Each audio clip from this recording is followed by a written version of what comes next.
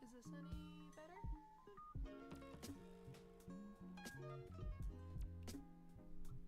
Oh boy.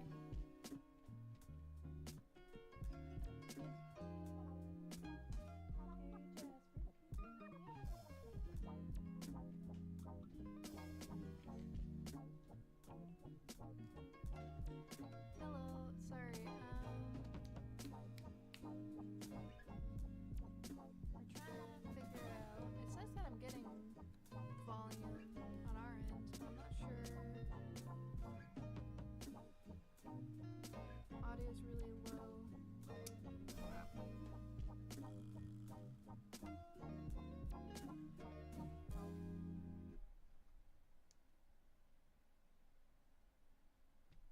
Is there sound now?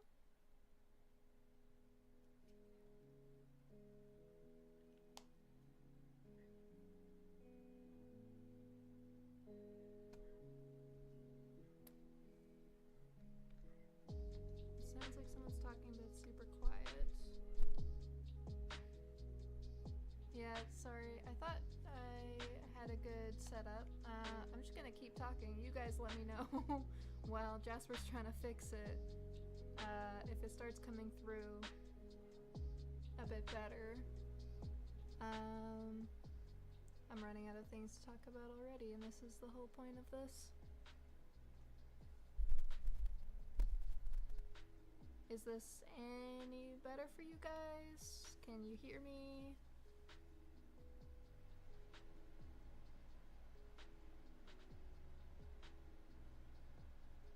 On our end, it looks like it's working. We can see like the sound mixer, but I can't actually tell.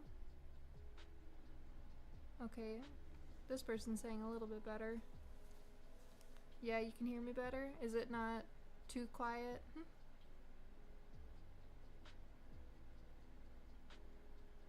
Huh. It's a little bit better? I'd recommend bump it to 40% more. Yeah, we can see like the sound mixer, and on our end it looks like it's at like a regular volume. But this microphone has also been giving us kind of issues for a while.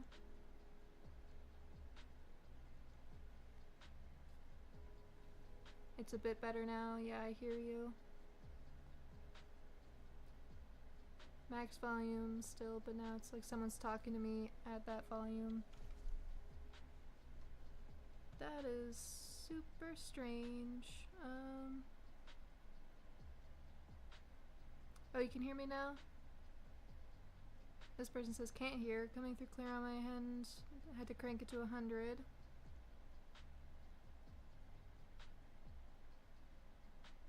Sorry guys, let us just quickly try to fix it.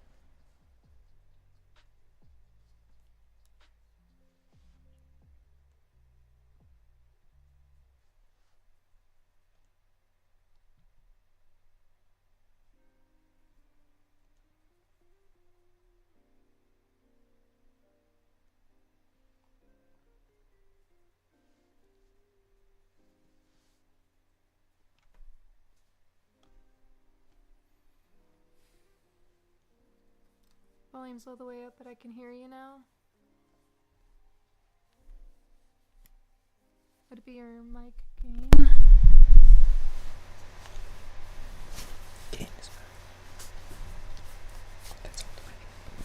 Okay, so it looks like this is the max that we can set it to right now.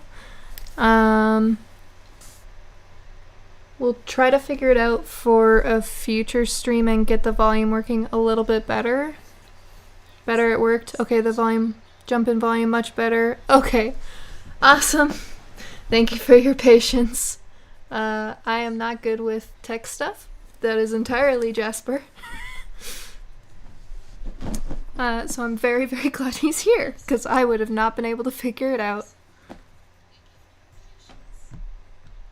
Loud and clear now? Okay, awesome. So sorry about that.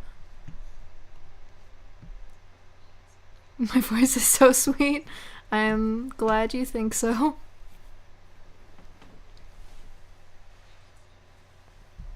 Okay, awesome.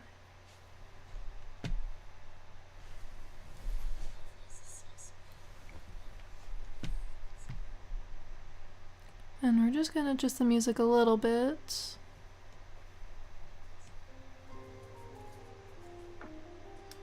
And hopefully that's a bit better.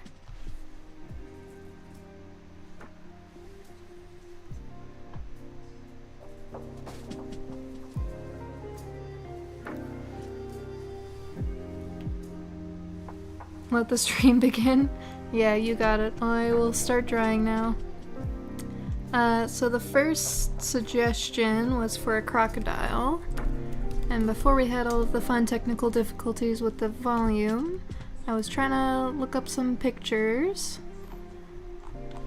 Because usually I need a reference when I'm drawing animals, and I don't draw crocodiles very often.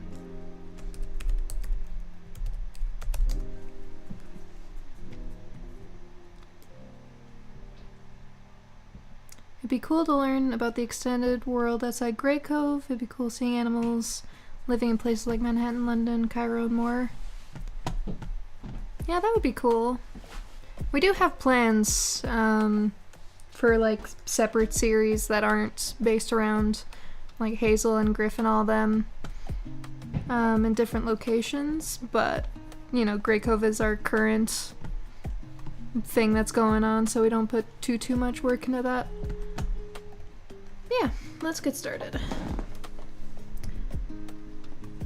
Okay, so we're gonna start just by drawing a quick skeleton so we can figure out the pose that we want. So let me think. I think we're just gonna do just a nice basic standing pose to start with.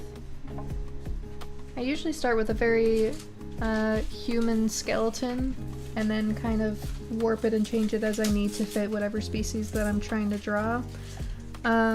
Because we already know, you know, crocodiles and what they look like, we're gonna kind of make a weird meld skeleton, so it's not quite human, not quite fully crocodile. So they have these like short little legs.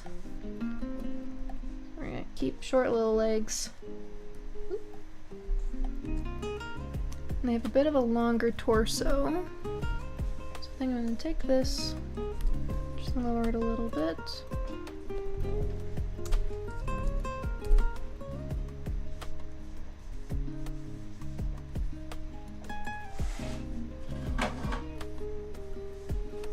And we're just gonna do like a very simple standing pose. This isn't gonna be too crazy. I was gonna draw him in a corner so we have space for other guys, but I think I'm actually just gonna draw him in the center and we'll move him out of the way when we get to the next one. So we start with the basic, just cute little skeleton there. And I'm not gonna draw his face straight on since crocodiles, you know, have those super long noses and that would look super derpy to have them just like meh. So we're gonna give it a side profile. And their nose is kind of swooped down like this. Got these round jaws. So we're just gonna block in some kind of basic shapes for this fella. I've got these really big kind of neck pouches that most lizards have. I'm gonna add that in there.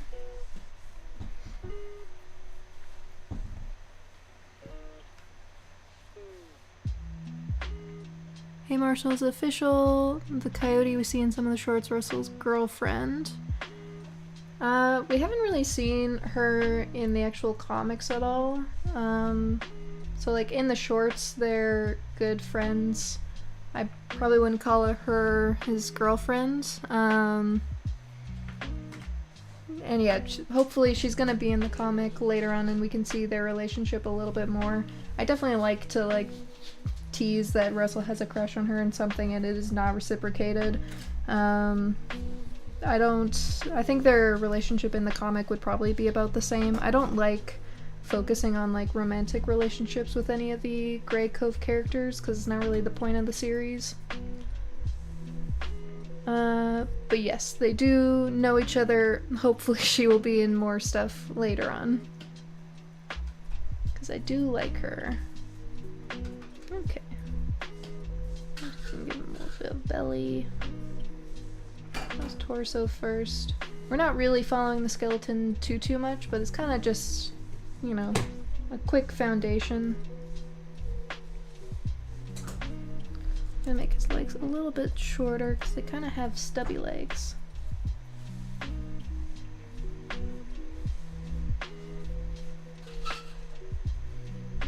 Yeah, skeletons can be really helpful to start with, but you don't always have to stick to them.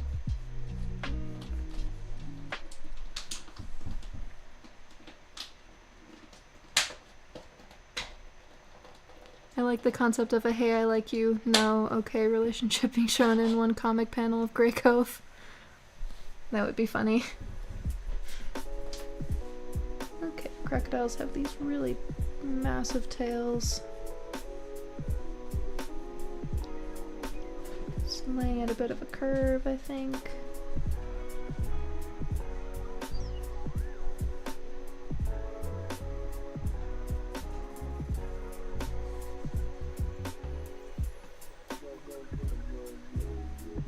Yes, Graycove isn't romantic comic, it is mystery and science fiction. Yeah, exactly.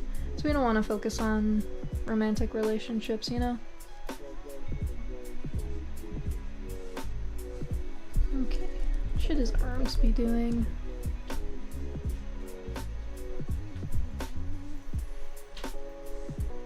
Probably just down at his sides.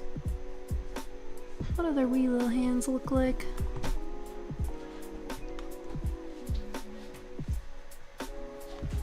Yeah, they kind of just already have little hands, so I don't really have to change very much.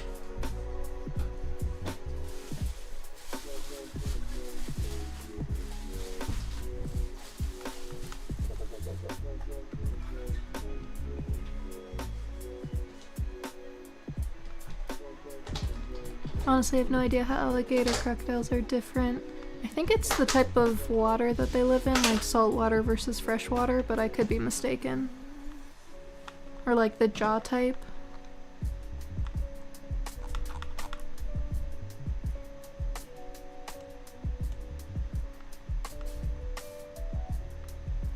It's a mouse shape mostly? Okay, cool. I think Marshall's search history is interesting when they draw a new Graycove character. Yeah, you're not wrong. When I was designing the matriarch's home, I had to search a lot of airplane crashes, and I was worried I was going to get put on a list or something.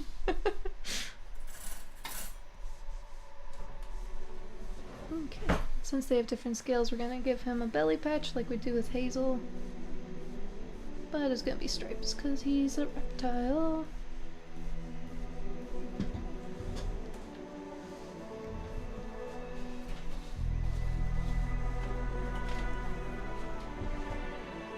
Okay, so usually once I have the rough sketch done, I get the skeleton out of the way so I don't have to think about it anymore. Lower the opacity on this, and we're going to clean up the sketch over top.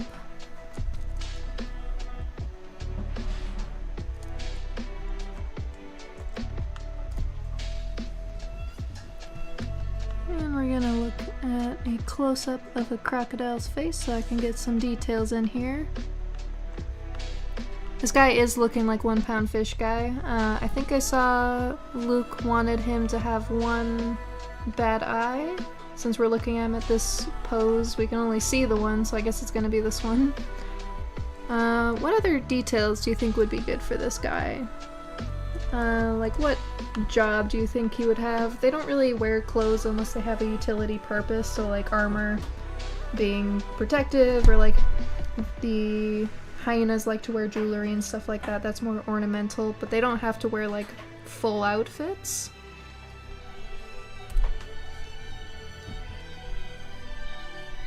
Scooch this down just a little bit. Okay, so crocodiles usually have a bit of a bump on their nose like this. Their jaw goes pretty far back.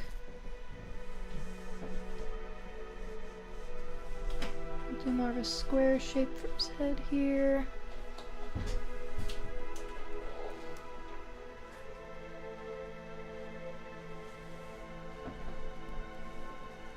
Wagon mechanic / carpenter. That's fun. I don't think I have any carpenter characters yet. So, how about we give him a tool belt?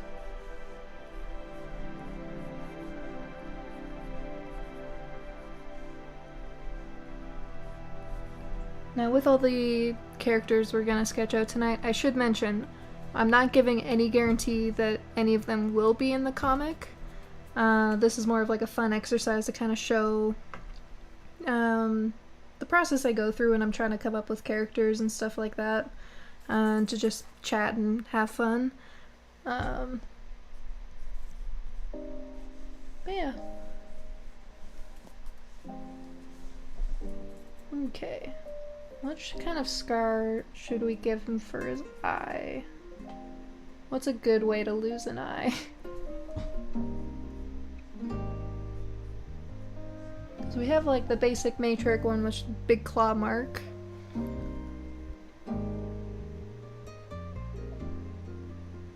Tutorial for character design in Graycove style. Yeah, that's probably closer or a better title.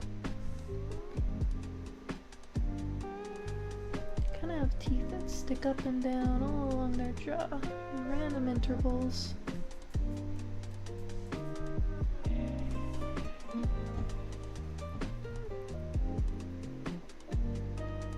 He can still see just a cut across it? Okay. It's probably important to have both eyes if you're working in carpentry, but I don't know. Okay. Let's do...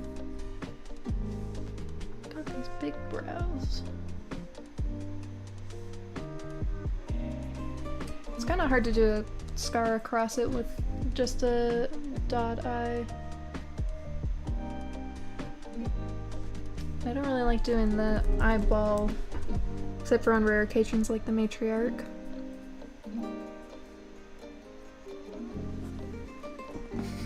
Can you please make a Settlements doctor character for my pet cat, Orange Maine Coon? I really want him being a Graycove citizen. Okay. I can't... I had some characters in mind for doctors already, but we can definitely sketch a Maine Coon tonight, and I can try and put him in the background at some point. Like I said, I'm not going to give any guarantees tonight that the characters are going to be in the comic, or like going to be in the comic soon. Especially because I don't think Graycove has too many like house pets. We've been kind of somewhat avoiding them to use later on for a thing I don't want to talk about too much. But a Maine Coon also looks so close to a wildcat that we can draw one tonight. Once we finish up with this crocodile. Maine Coon will be next on the list.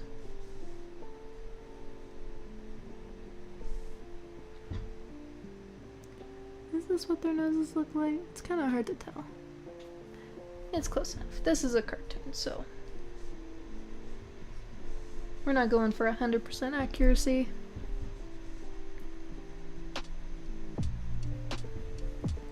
Yeah, Maine Coons kind of look lynx-like, so he'll be fine. Maybe let's do a little scar like this.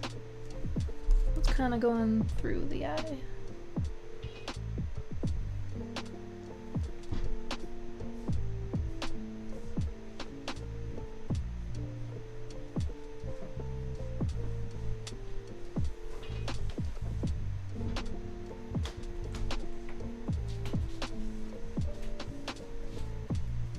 And having a big old head like this would be really hard.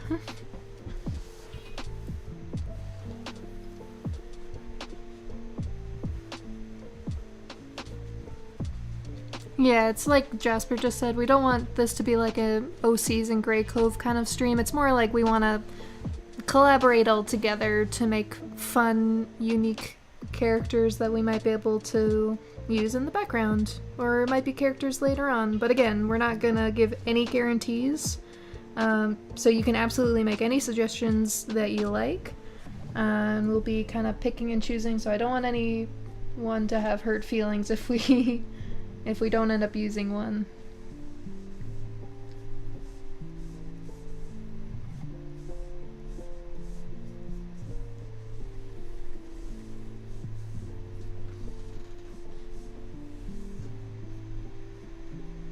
Give these little claws.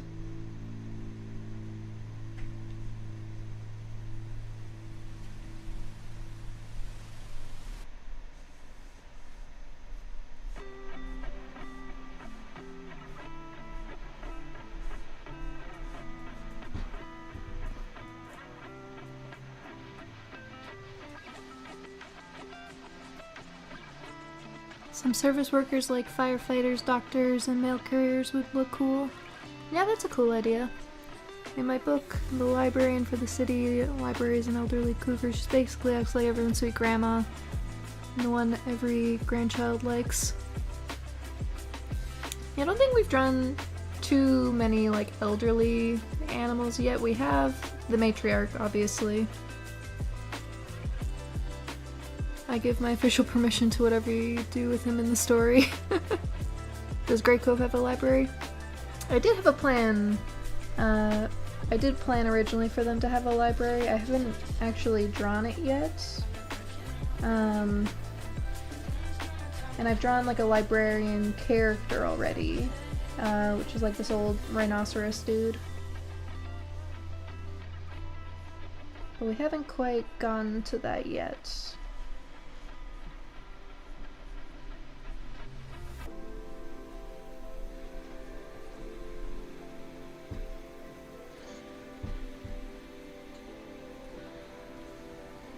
Yeah, like, some of them can read, not all of them.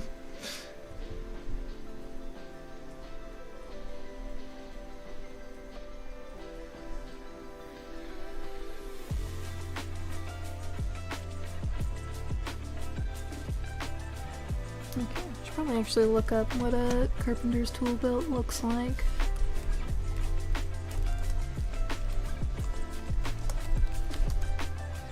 Obviously I've seen them before, I know the general idea, but it'd be nice to have a reference picture just so that I'm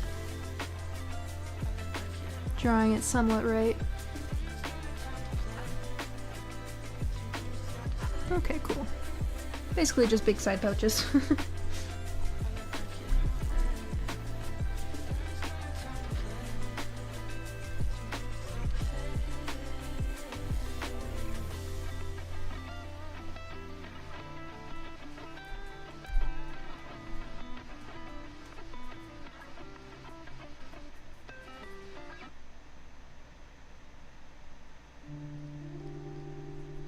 Hammer loops. Oh, that's a good idea.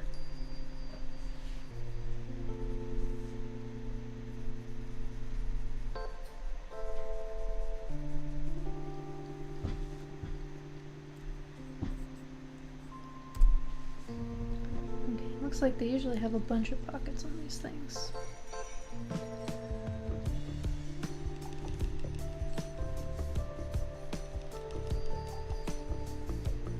Tools sticking out.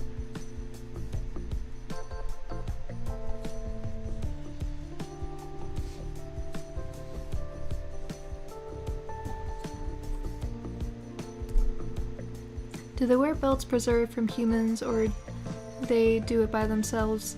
They would be able to do it by themselves, because they do have, like, they'd be able to use ostrich leather. Yeah, exactly, Norse horse, probably ostrich leather. For any leather working, because that is also a big source of their like meat and eggs, stuff like that. And you can see one ostrich farm in one of the shots. I think in chapter 1 at the very end. I could be mistaken, because the drawing I did for like that final wide shot was significantly larger than it ended up actually being in the comic. And I don't think I ever actually properly finished that one, unfortunately. But I did like a really big wide shot of Graycove at one point.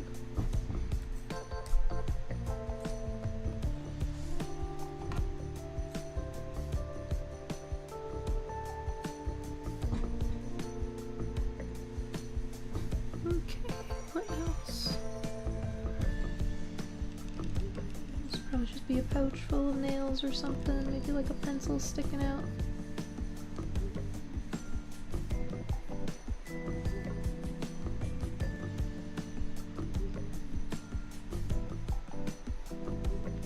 Like a hammer.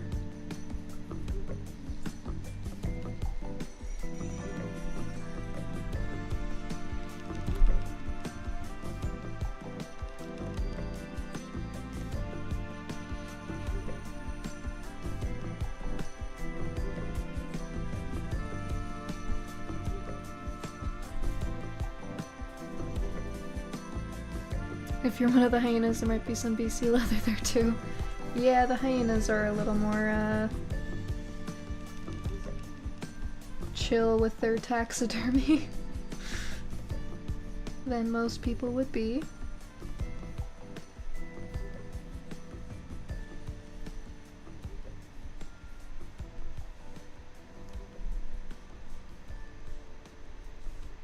Let's do some scales.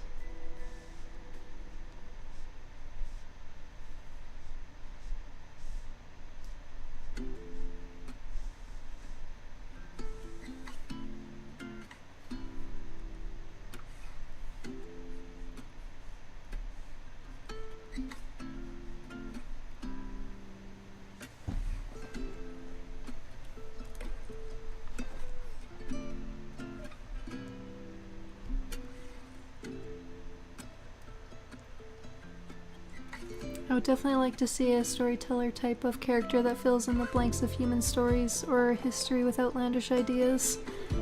Yeah, we had, I had a really funny idea for an animated short similar to the Car and Preceding Crimes, where they're just going through like an old museum and finding like all of the weird experiments, exhibits, stuff like that. And trying to come up with what they think items were for. And we thought it'd be funny if like Griff thought every single thing was a weapon, even when it explicitly was not a weapon. And stuff like that. Until they actually reach a portion that has weapons, he's like, nah, these are like clothing lines or something, you know?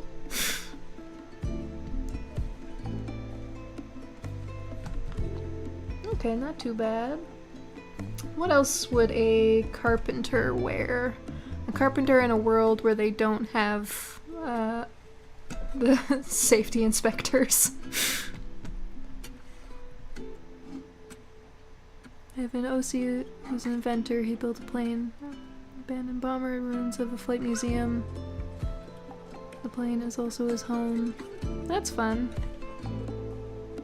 Hat.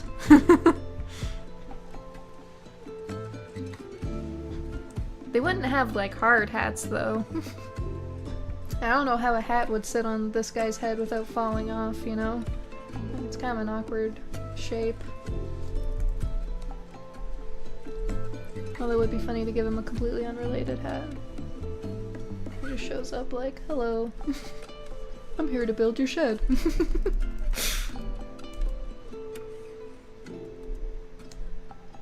Fingerless gloves. Turtle shell hard hat. Yeah, I mean, he is a crocodile. Maybe it gets cold. Tape measure. We can assume the tape measure's in this pouch somewhere. Yeah, let's give him some gloves. Maybe his hands get cold. I'm wearing fingerless gloves right now because my hands get cold while I'm working.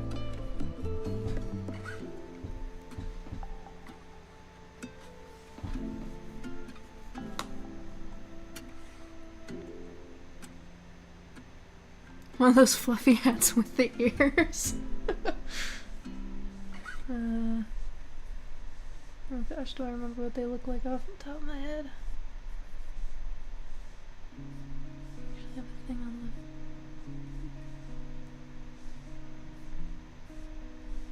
the... These things usually have like a strap so that you can strap them down to your head. So I'm kind of just picturing this.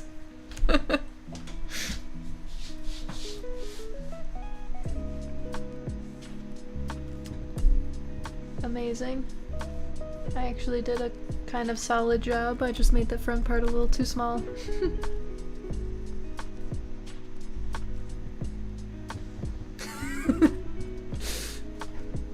You're chilliest carpenter in the world.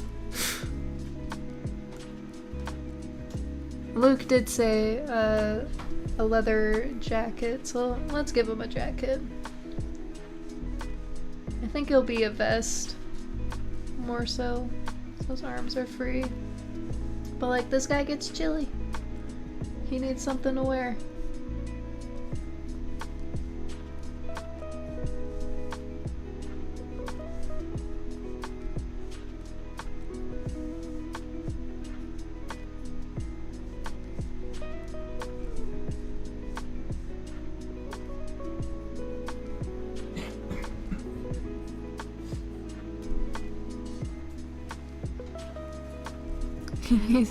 He's a cold-blooded guy just trying to stay warm.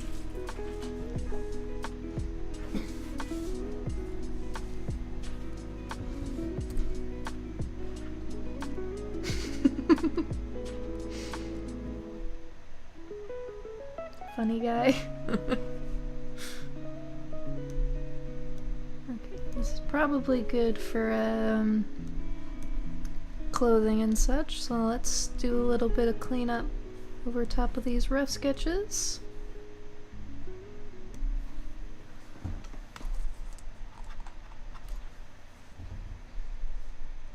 And we'll add a little bit of fluff to this hat.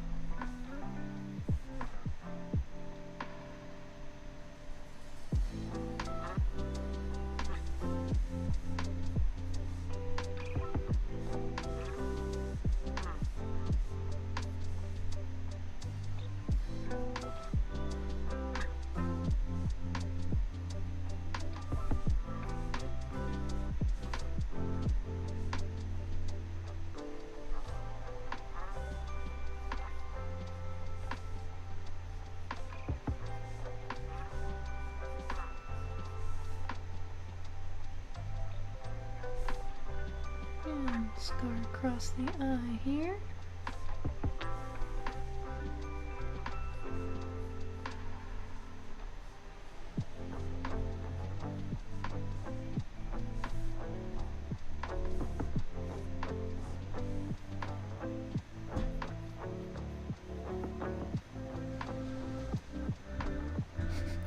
Bill works as a local carpenter, helping repair or build just about anything the town folks need. He gets a bit chilly and can often be found wearing a Shanka hat and button-up flannel.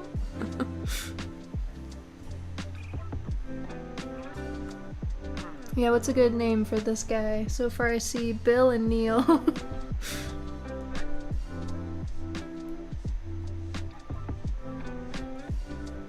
And I don't know how to start a poll, so that's on Jasper and or you guys.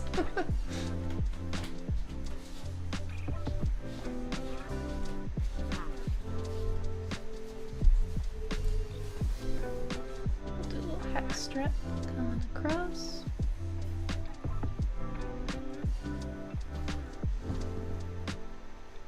Liar, Sawyer.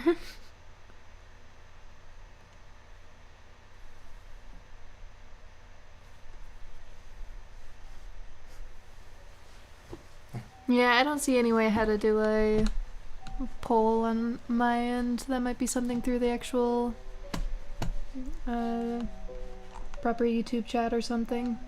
I don't know. I'm using the, what's it called? Stream element.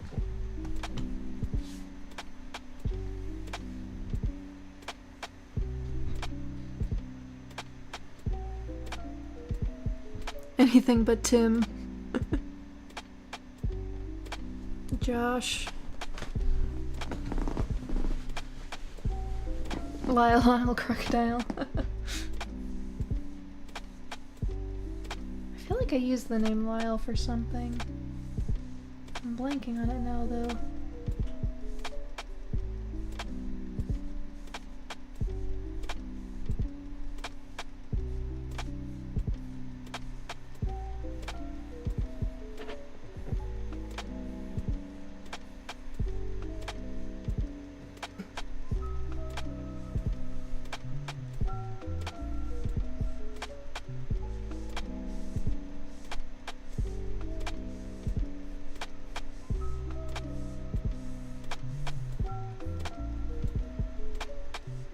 Give him some buttons.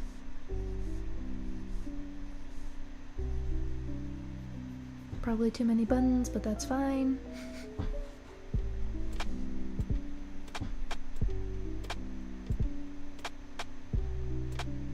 Valerie.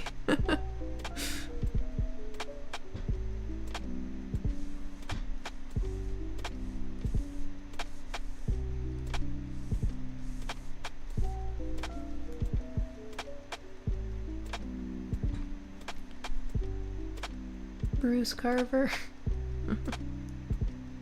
Venkman Croc.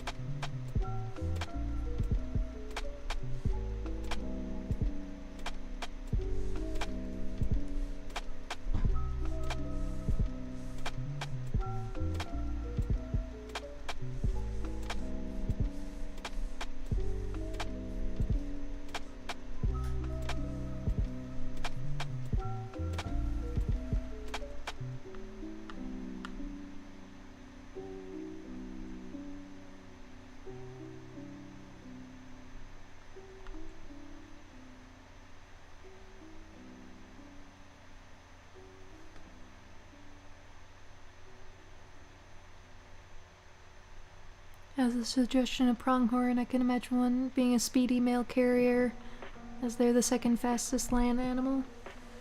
Yeah, that's not a bad idea. Maybe we'll do that one after the Maine Coon.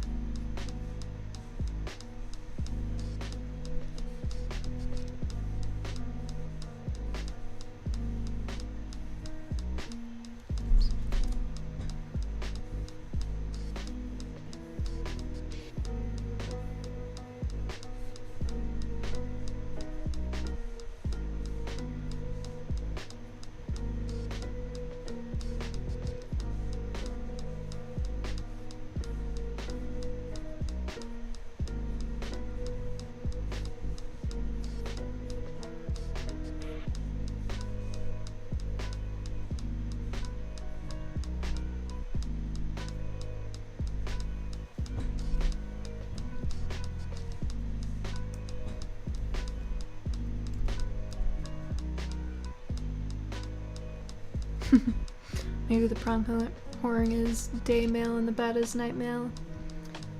I mean, I was planning on having a courier that goes in between towns and then one that stays within the town. So like the bat wouldn't go super far very often because he's just a little guy. But like an antelope or pronghorn would be the long distance delivery guy. The bat and pronghorn are like UPS and FedEx. Exactly. I had a sketch somewhere of like a little envelope, but this part was in the shape of like a bat wing or something. I can't remember exactly what it was, but at the time I was like, this is the smartest thing I've ever drawn.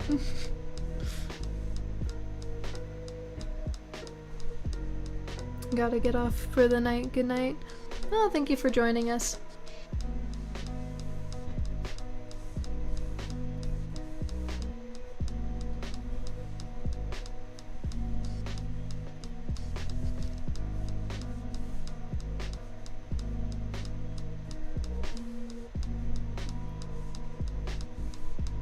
Clean up these pouches a little bit. Maybe there's a pair of pliers or something sticking out of this one.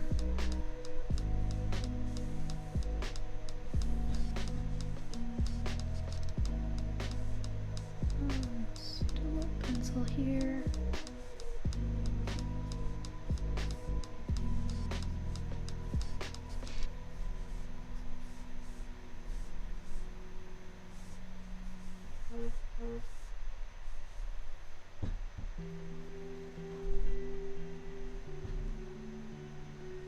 Oh, yes, you're right. It was Jasper's idea for the bat envelope, not mine.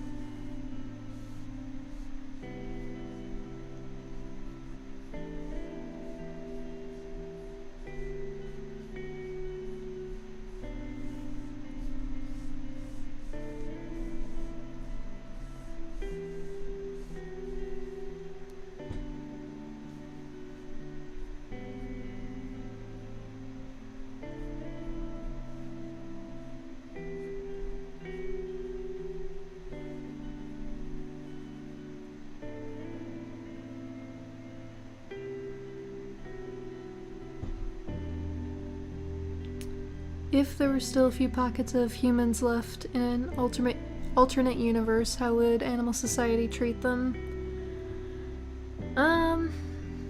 They'd probably just think that they're weird, hairless looking apes or something. I don't know.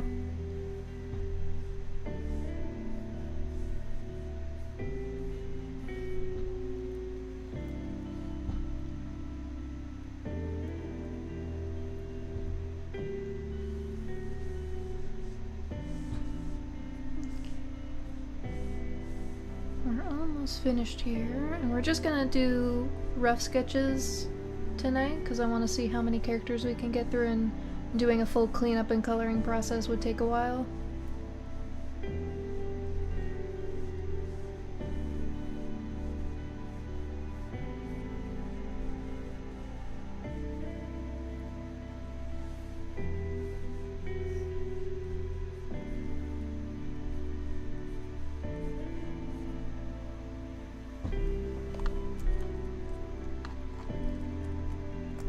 Perfect. And there we are. I think I got all of them in there. And I think I'm gonna go with the suggestion of Neil, because that is the last one I remember reading. And I believe that was Luke's suggestion. So we're gonna put a little Neil.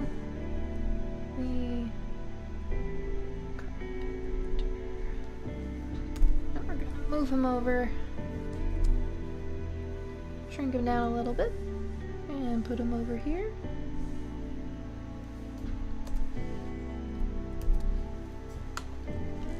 And we're gonna start on the next guy. 1 pound fish guy's nephew. Perfect.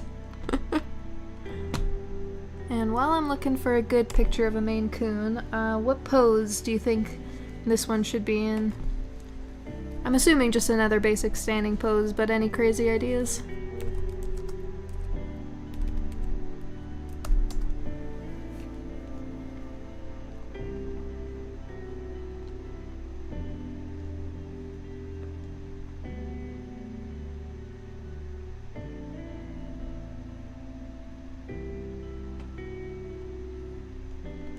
Okay, I think I have a good picture here.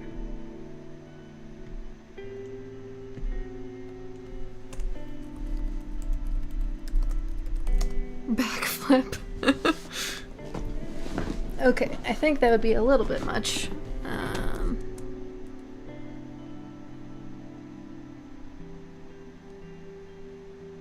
And he has to have glasses. Cool.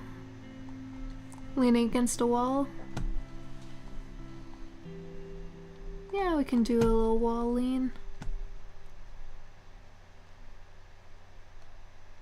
First image that popped in my mind is the character holding some papers or some books in their arms like a student.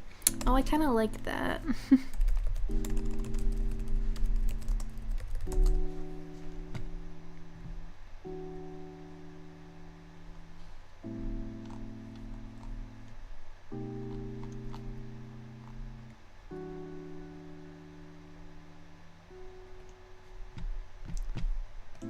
Yes, we're gonna do a little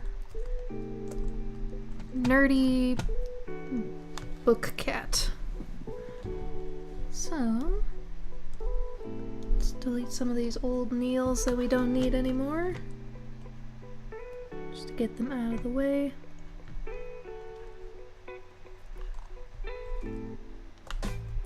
Okay.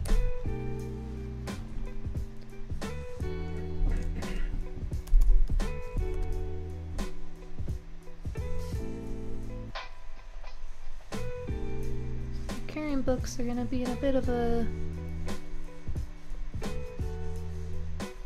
pose like this.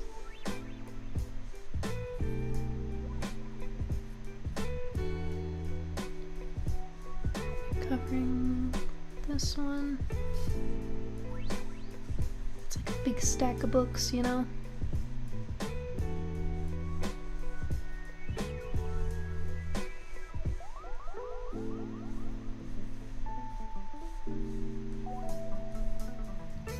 Bracing their weight with this back foot a little bit.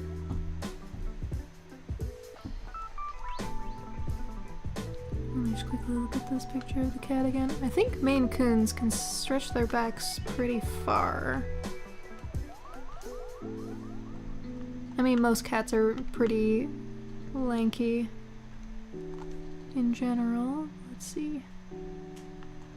Man, these cats get so big.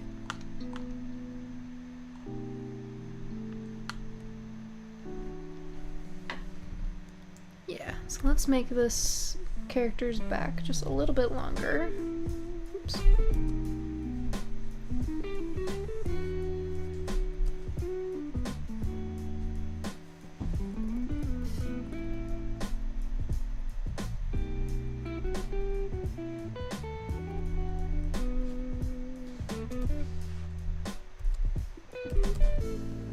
Have you and Marshall both ever thought about making a duo for another town in Graycove's world that is a small deer following a taller fox around? That would be kind of funny.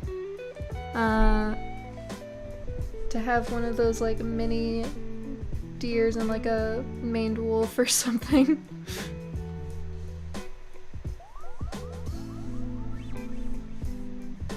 Okay, that's good for the skeleton. So let's start making this into a cat. We've got these big pointy ears like a lynx.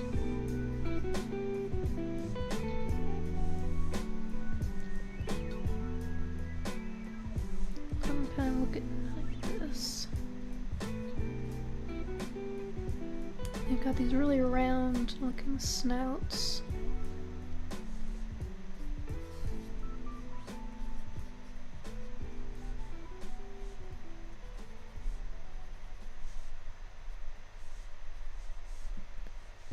And they're really, really fluffy.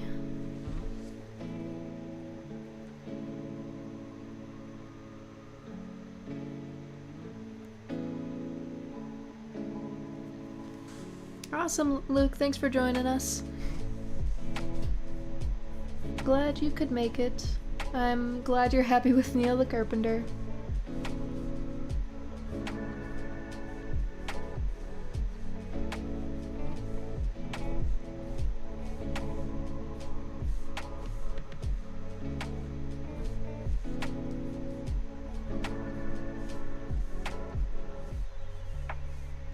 Throw some legs in here, and then they've got just little round feet.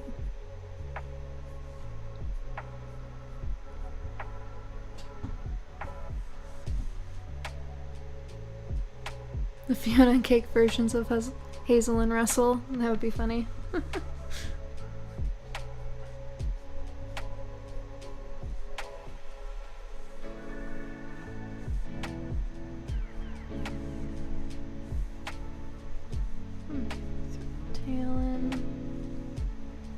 Tails are usually really fluffy.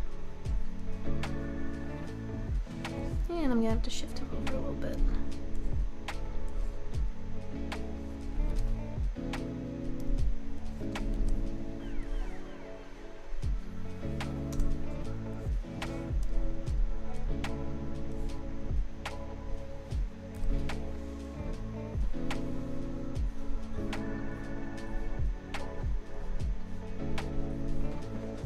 Okay, what kind of glasses do you think you'd have? Little square ones, big round ones? Octagons? I don't know any other options. I'll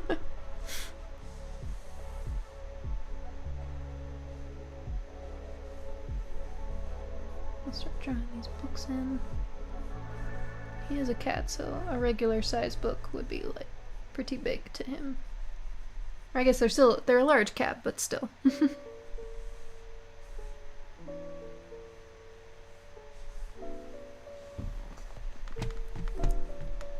Jasper just dropping glasses I don't know about, making me Google stuff.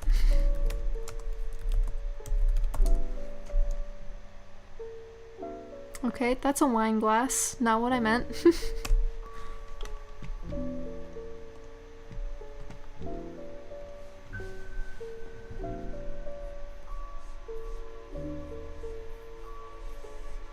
Maybe his face is smushed up against some of these top books.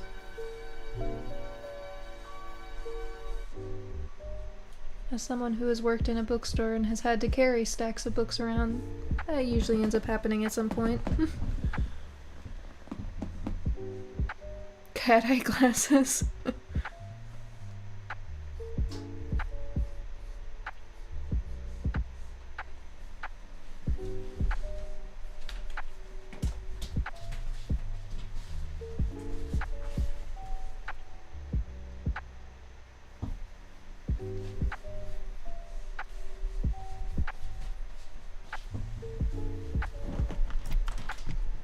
Okay, looks like you guys are into the cat eye glasses, so let me look some up real quick.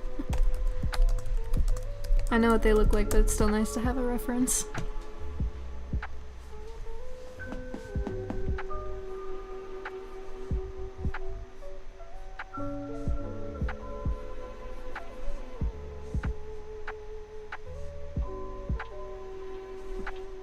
How would they keep glasses on?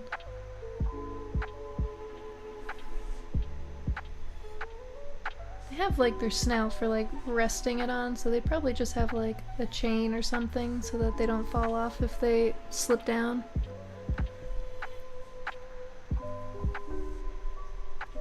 Okay, some ear fluffs.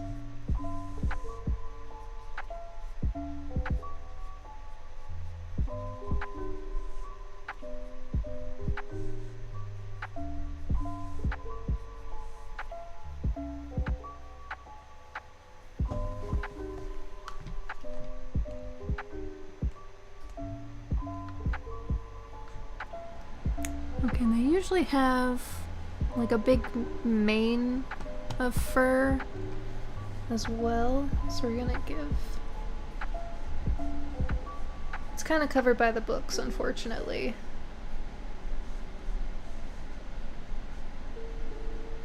Big floofy hair kind of sticking out.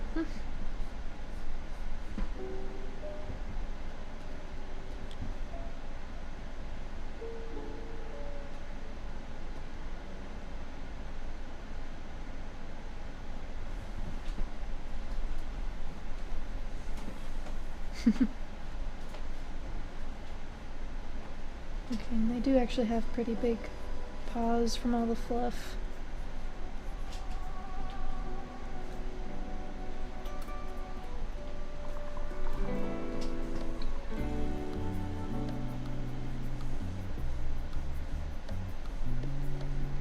Yeah, sorry if you guys can hear a bunch of background sounds. Our furnace is so loud sometimes. Okay, that's a solid start. Any other suggestions for this super fluffy looking librarian? Or student?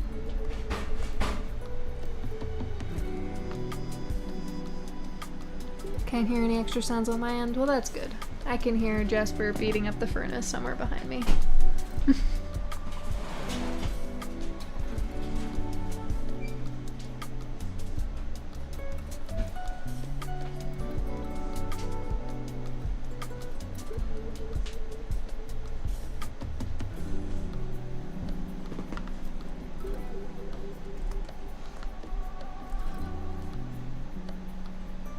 Pocket watch. Don't know where it'd go though. Yeah, I don't know where she'd be able to keep one. Also, I don't know if they would have pocket watches, because I think that's a pretty technically advanced item. Unless they found it somewhere, but then I don't know if it'd even work. Drop boxes.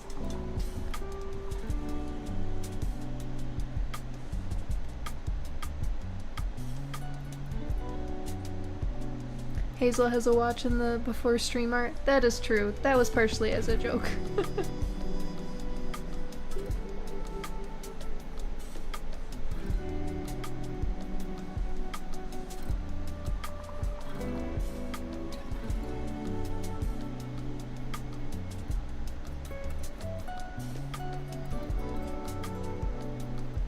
I think he would wear some accessory on his left arm.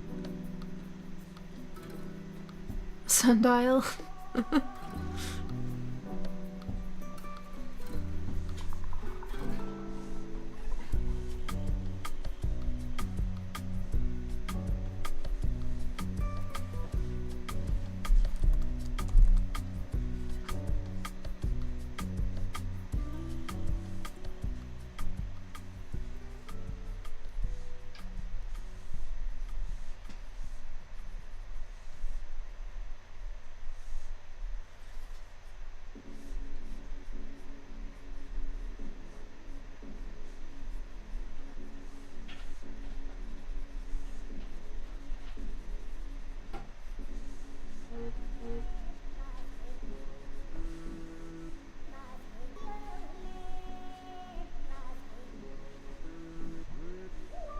Let's get her some whiskers.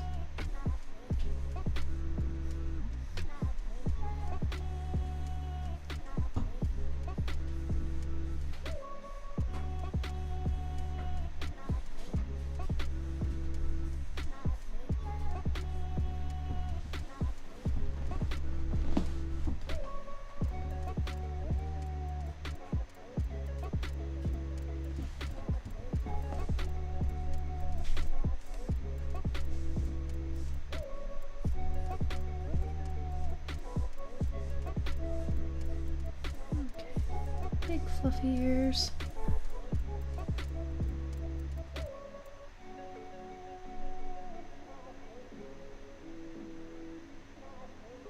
I really like the character, reminds of me writing wiki of the comic series. That's funny.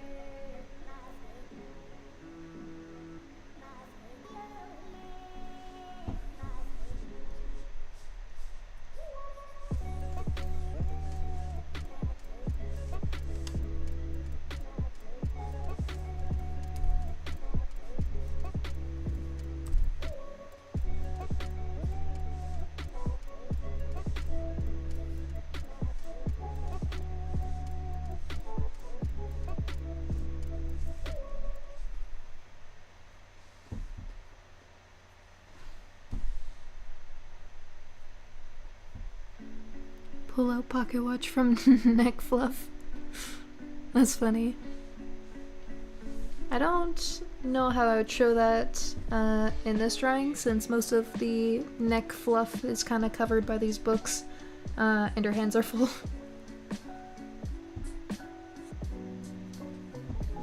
Fun fact, Maine Coons are very intelligent, domesticated cat breed, so librarian matches perfectly. Well, that's good.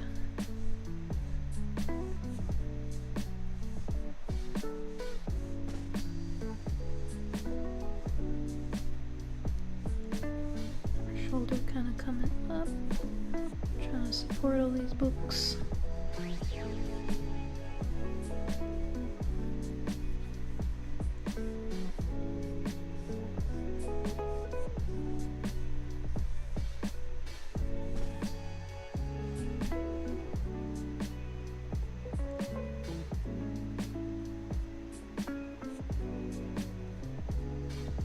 Town historian.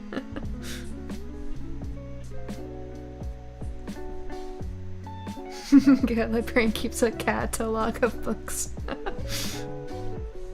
That's funny.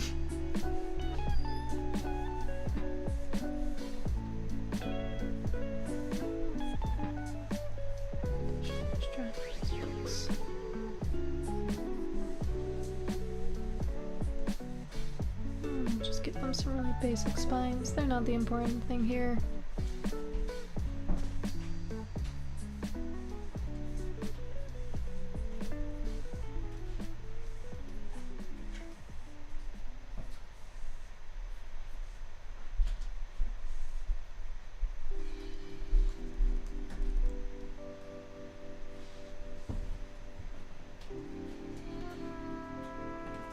How would this character get along with Russell, Hazel, and Griff?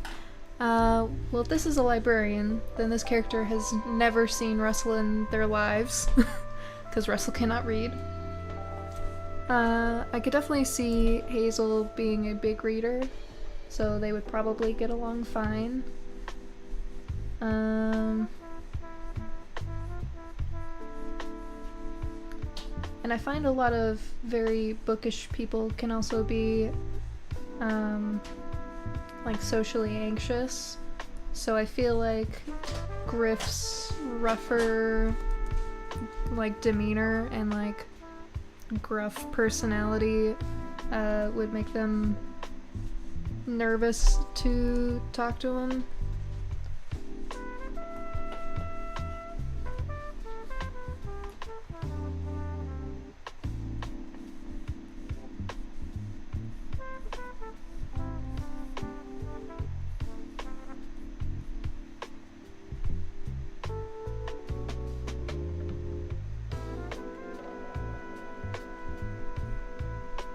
I forgot to mention I saw the coloring page of Hazel's room, but I love all the space and astronomy related stuff. Yeah, that's a big interest of hers.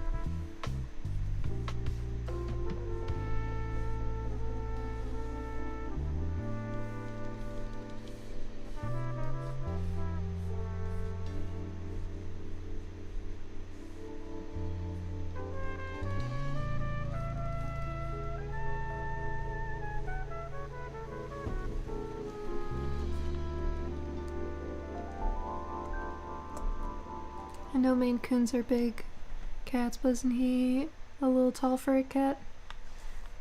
Well, you're only seeing him in the context of the crocodile. Look how big these books are. These are regular size books.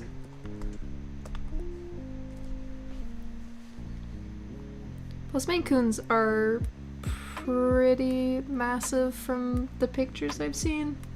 So I feel like that's not... This is like an okay size.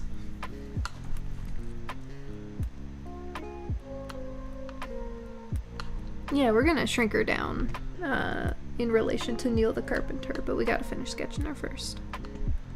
Any last minute requests for any accessories, stuff like that?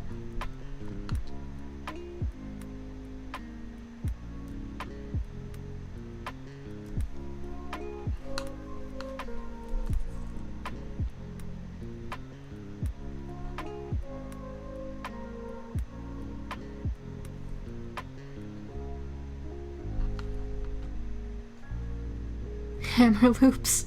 I think that's it, like the minimalist. That's fair. If that's the case, then we're probably all set with the sketch that we have here.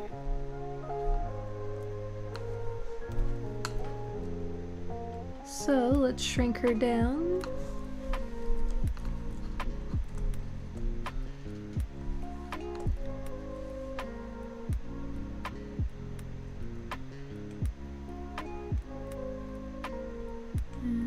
To Neil the Carpenter should probably be about this. So we'll do a quick cleanup so that her line art thickness matches a bit closer. 2 to 3 feet tall. That's kind of what I was thinking too. Taller than Russell. Question, where do you get the background music from? Yeah, we get it from... I am suddenly blanking. Chill Hop music. There's a link in the description. 3 feet is good? Yeah, that's about what I was thinking. And we haven't named this one yet. Think up some names while I clean up the sketch a little bit.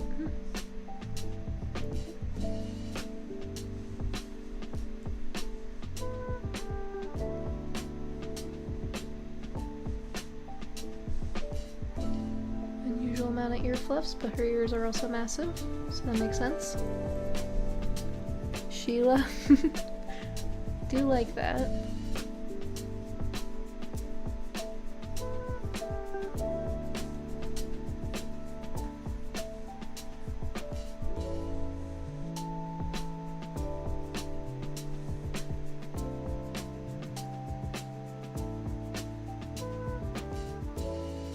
Frances, Jaden. Isn't she a boy? She can be whatever she wants to be. Mind your business.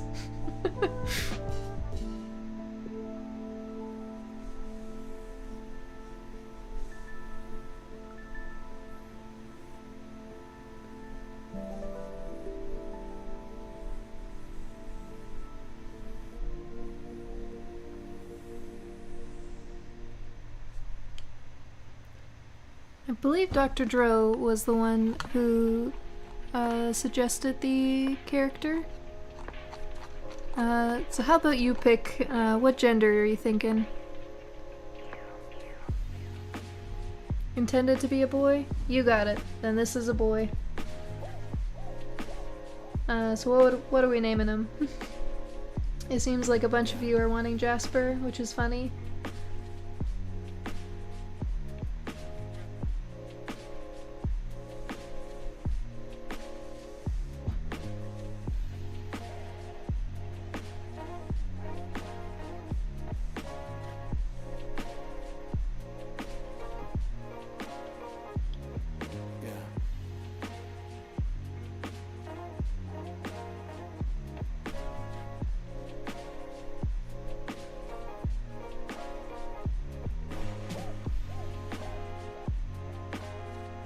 Imperial Jasper goes hard.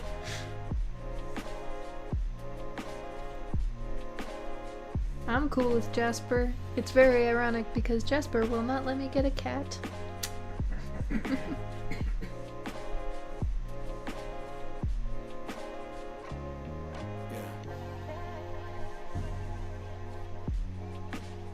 Oh my gosh, your characters' animations are so amazing. They make me so happy. I've never caught a live stream of yours. Just want to stop in.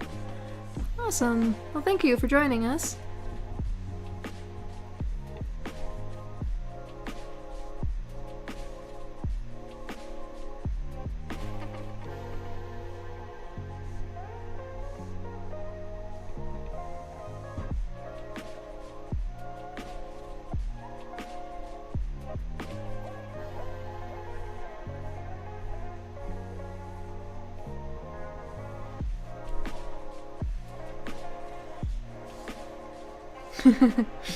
Could name it Martin. That's funny.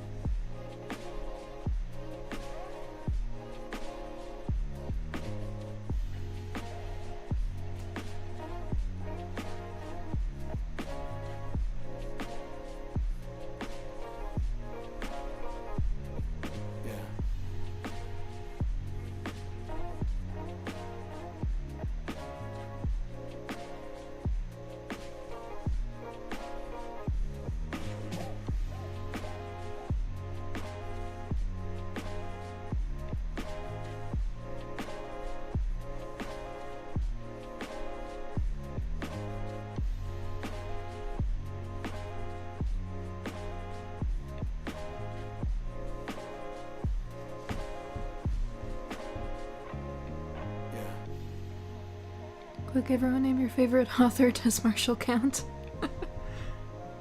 I don't know if I count.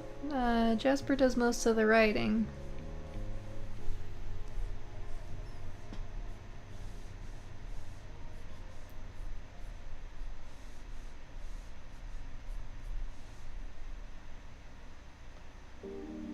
Oh, Marshall with one L. Makes sense. Different Marshall.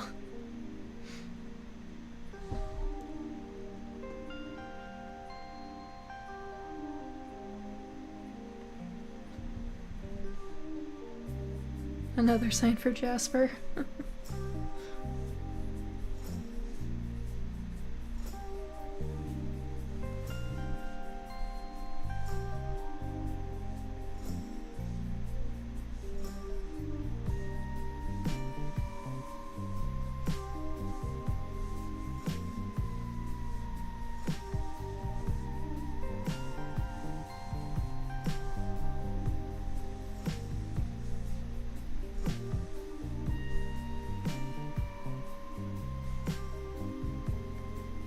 Orion sounds good too.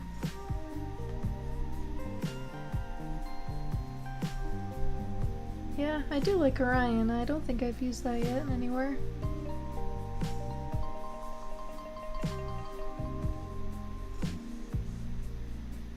Back for a little bit, looks great. Thanks, Luke.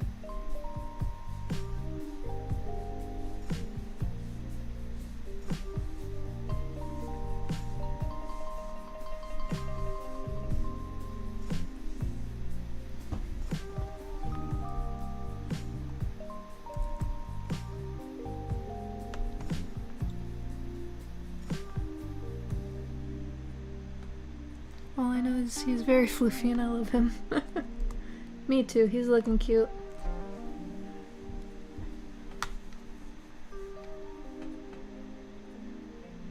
I think I want to go with Orion for this one. I know a lot of you said Jasper, but that gets a little confusing.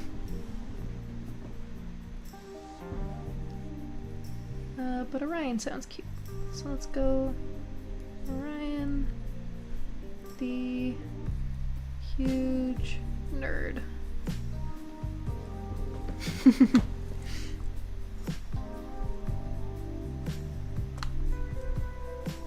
Perfect. So we got 2 down.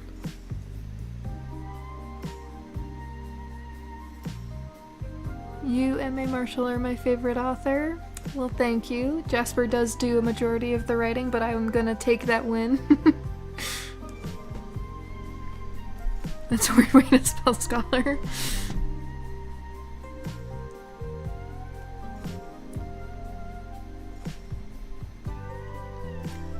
And I think the suggestion after this one, oh gosh, what was it? It's on the tip of my tongue.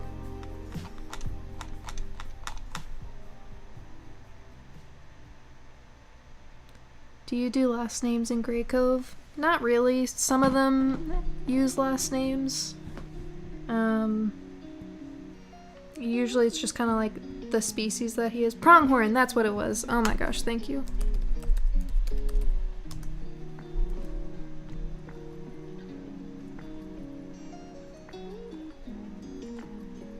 Well, their antlers are definitely fun.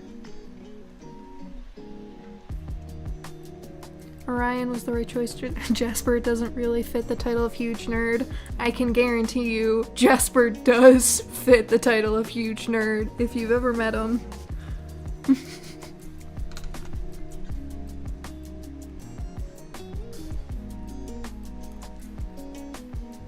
Yeah, so like Herb uses red deer. Part of the reason why I even did that though was because people kept thinking he was an elk. Which is fair, because red deer and elk do look very, very similar. So I wanted to make it clear. Okay, found some good pronghorn pictures. And I think we said mail carrier.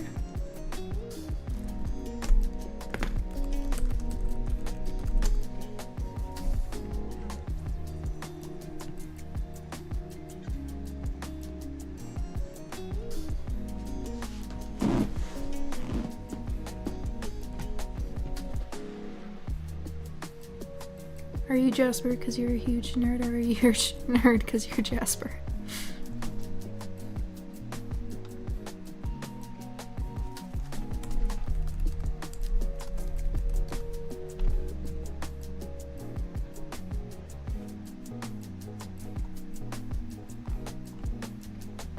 Okay, and what kind of pose should this be?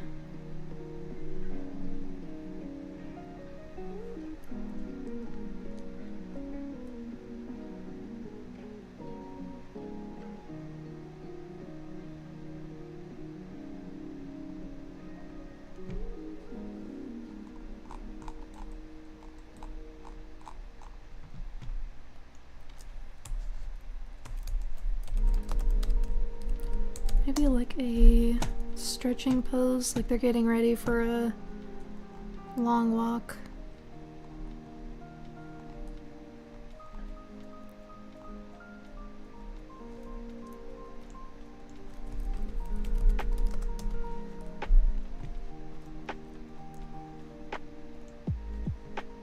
Griff Wolfington. I do not care for Wolfington.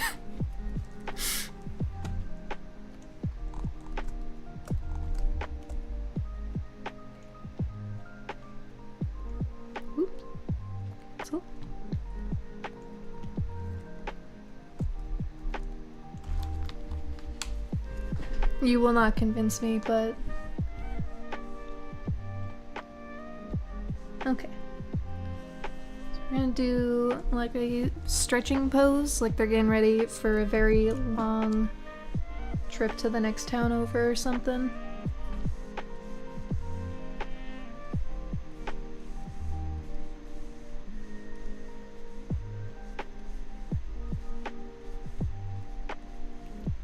Just gonna be doing that basic leg stretch. This.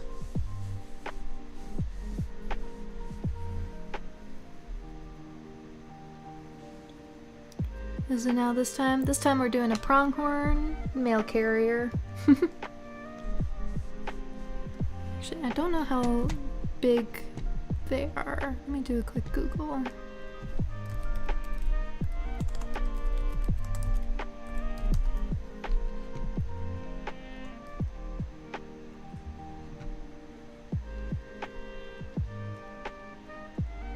Okay, they're larger than I was expecting based off of just the couple of pictures I looked at.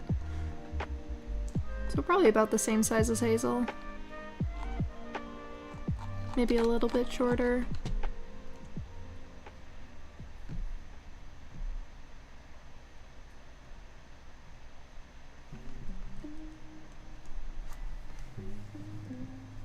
Pronghorns are pretty big. Yeah, I was kind of shocked just looking at them with no, like, size reference near them. I would have assumed that they would be a bit smaller, but yeah, no, I looked up a size comparison and they're pretty big. Okay. Since it's a deer, let's give the legs a little extra longer. There. The arms, skinny.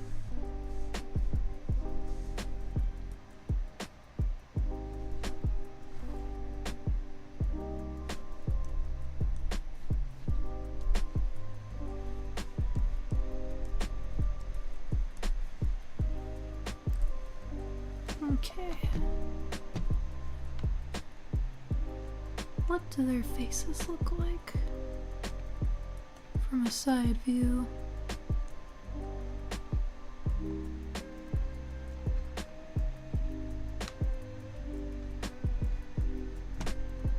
Oh, they have a very strange face. Okay. We're gonna do a side view for this one because they look weird. And I like it.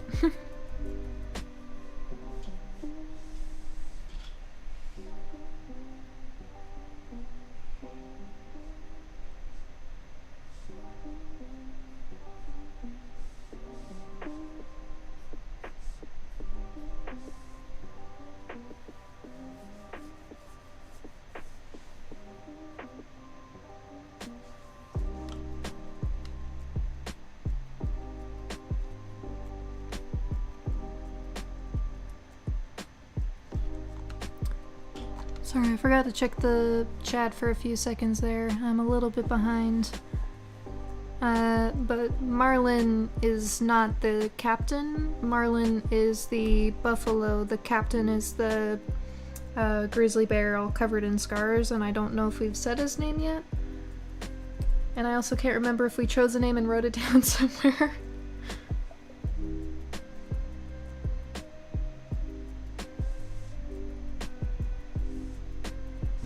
Okay, and they've got these really weird horns.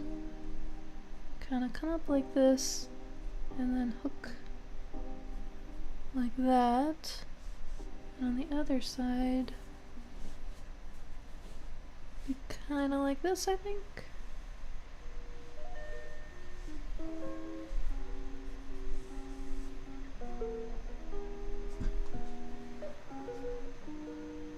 And it looks like they have a little bit of like a mohawk on the back of their head. Not a very big one, but a little one.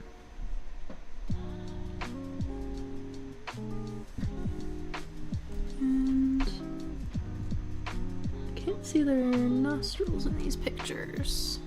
So I'm gonna assume they're little and just like right there.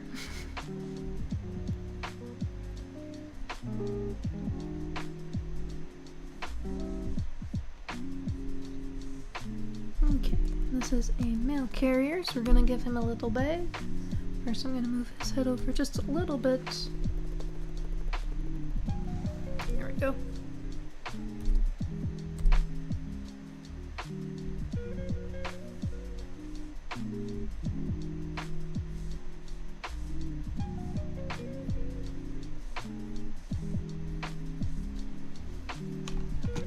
I don't know what kind of hooves they've got, so give me 1 second. Okay, they look similar to deer ones.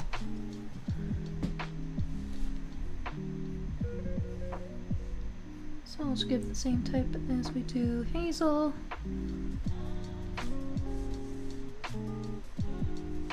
Give him a bag. Carrying the mail. And it's a big bag.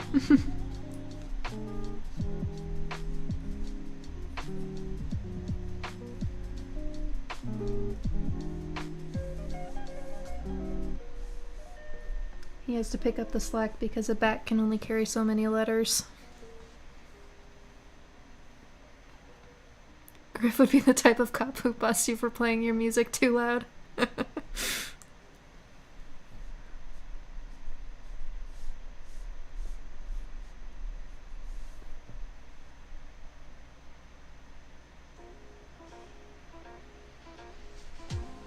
But Griff is also the type of cop who would work on the force for like 12 years and never ask for a promotion he very much deserves. That is a very sad take. But yeah, that seems somewhat accurate.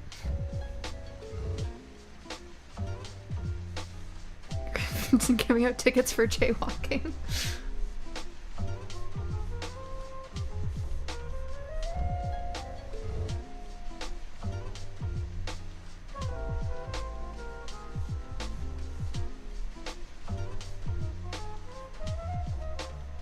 This is a very strange angle to be drawing his feet at. Like this.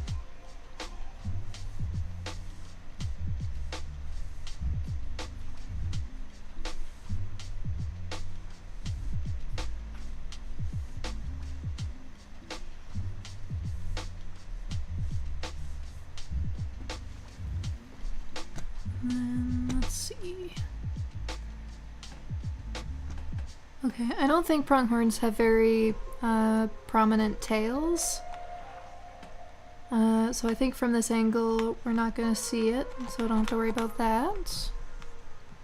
Can you think of any other, anything else we should give them? Or maybe this one's a her, since the last two have been dudes.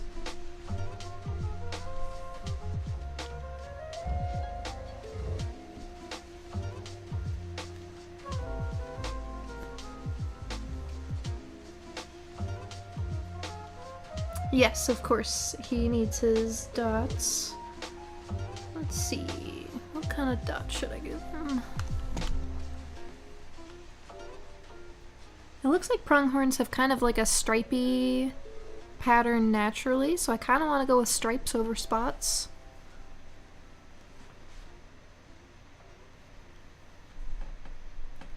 Because they have a normal stripe, it looks like. Let me see a different view. Yeah, they have like kind of stripy on the belly patch.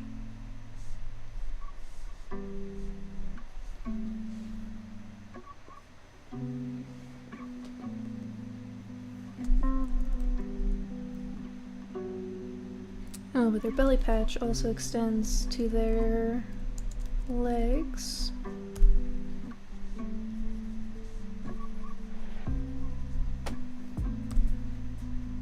So I think we'll do like this.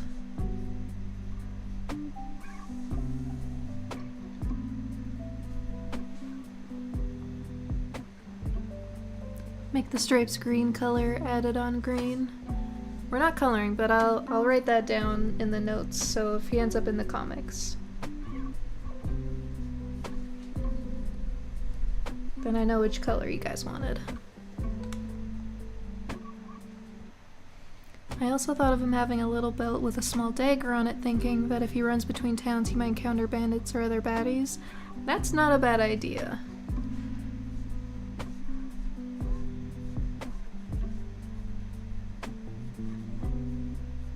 Someone might be trying to steal the mail. He won't let them. He takes his job very seriously.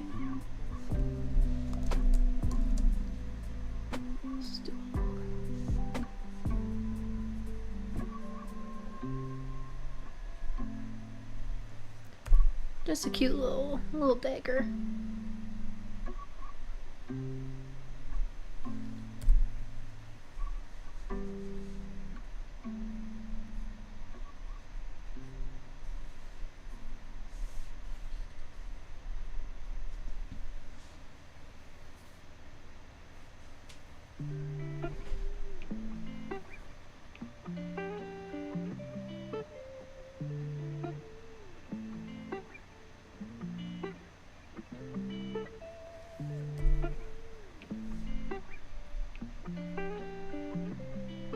Okay.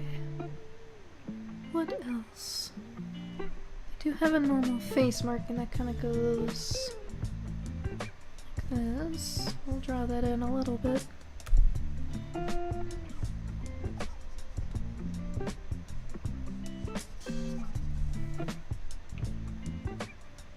Okay. Not bad. I think I like the cat one more still, but like, who can beat this adorable face?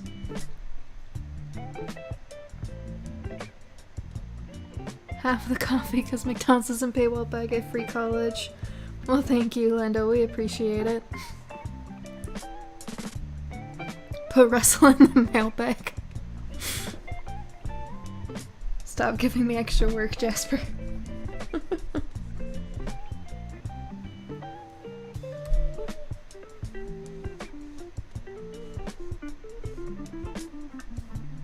Yeah, we noticed you disappeared for a bit there. We're happy to have you back.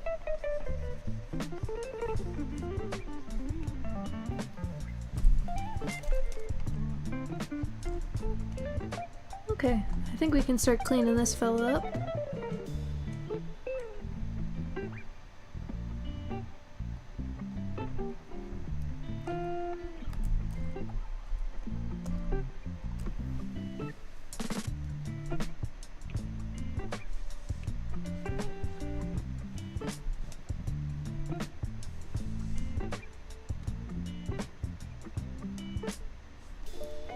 Hazel doing Flintlock would run to get him back from the mail guy. Oh god. If I have time, I need to animate her running like that because that'd be so funny. She's so lanky.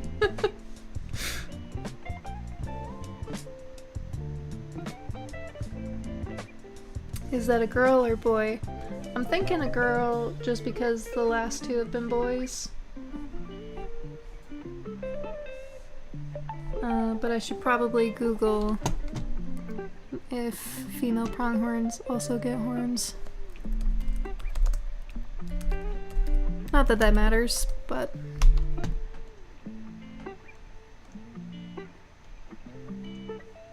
Oh yeah, no. They just get itty bitty little horns, it looks like. Unless Google's lying to me.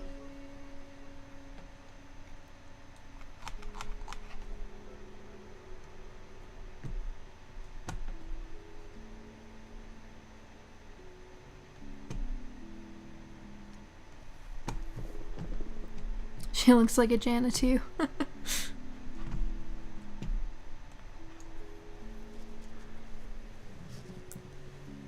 Yeah, it'd be kind of terrifying to see Hazel running at you full tilt in the like Flintlock would run.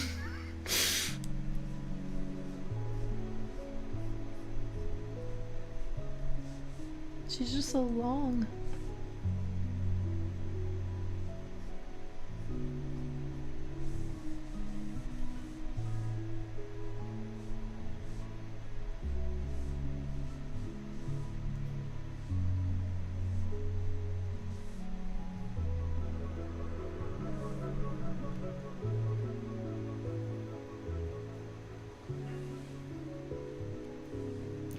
Yeah, I think these are technically the male pronghorn antlers, but she's a girl now.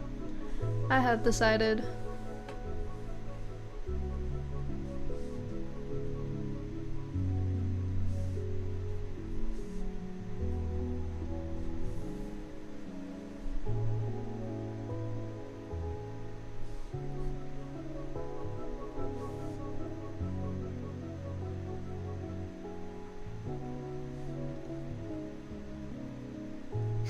You're a girl now, we're getting soft tacos later.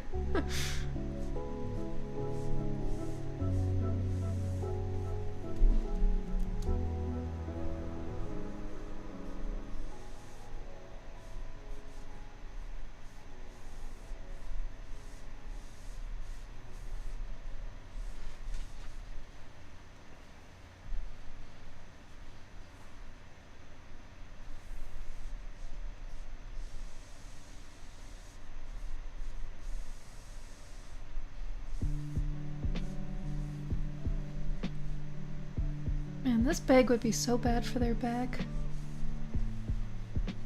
I'm not gonna change it, but like, this would get so painful very quickly.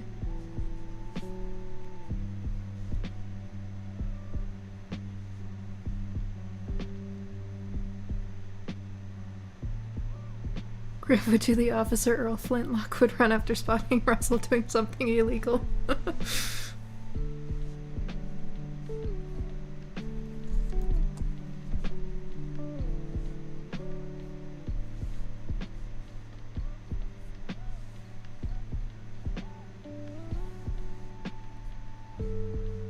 This little dagger is giving me the vibe of like the tiny cute pink tasers that some women will carry. Where it's like cute and little, but will still zap you.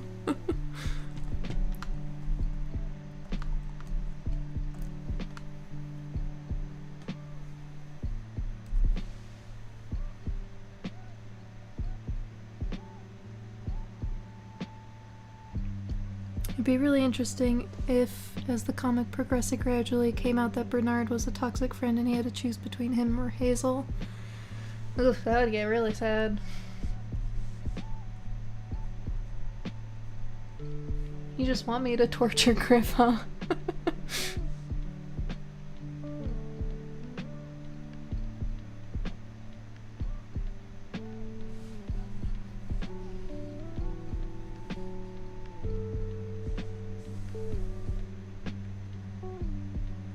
The little dagger with the pronghorn reminds me of the creepy deer mean from Adventure Time.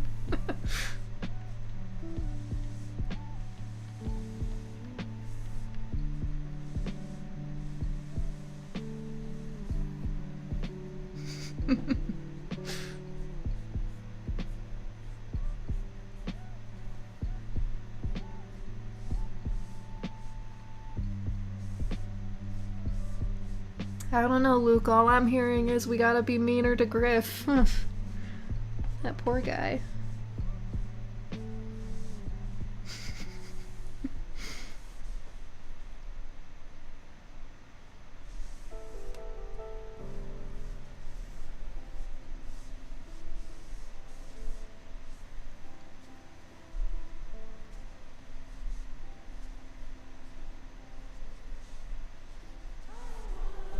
Yeah, I don't like that.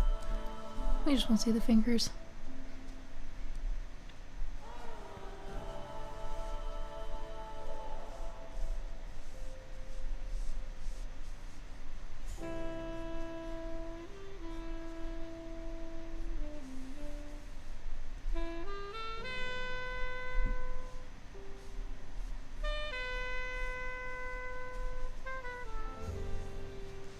Okay, and because Jasper mentioned it, now I can't stop thinking about it, we're just gonna have Russell's tail sticking out of this bag.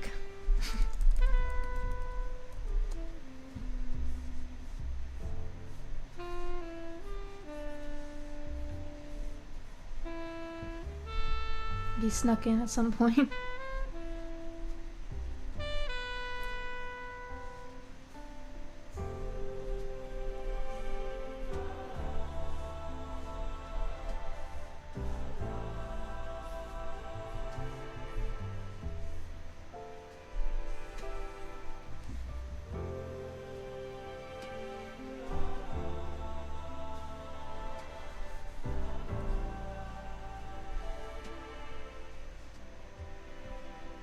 Graycove, but main cast plays D&D. Do they have D&D in Graycove?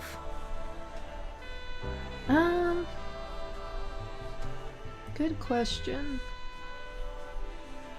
I don't think they would, because they would have to find all of the very specific supplies and books for D&D, and then also put in the time and effort to learn how to play it. Because honestly, if I didn't have someone teach me how to play D&D, I would probably not have gone into it, because I think the learning curve by yourself would be really annoying and difficult. But who knows? Maybe. Okay, and then I think for the stripes that aren't part of the natural patterns, I want some like across the nose like this.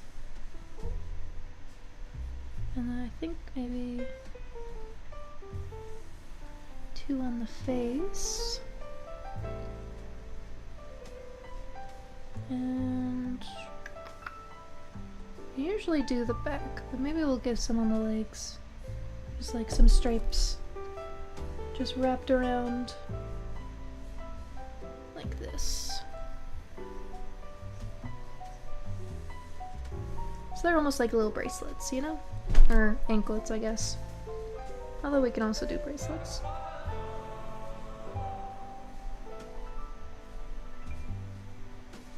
Well they do have... I don't know, it looks like they have white and brown legs, so that's fine. I try to avoid putting any of the spots or stripes or anything like the colored ones on top of white fur because they don't show quite as well in my opinion, but that's beside the point. And now we need a good name for this gal.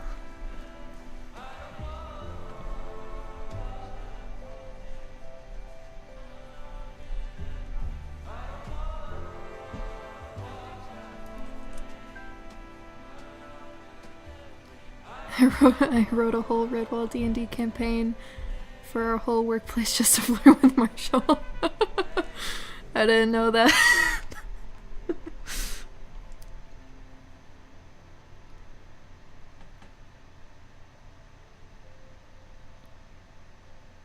Rowley, Jefferson, Martha, like Marathon.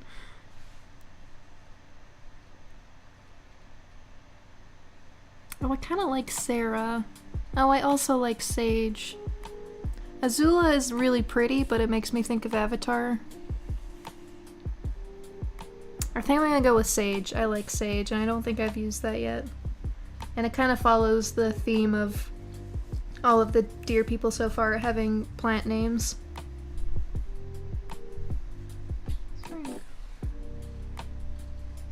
Sage.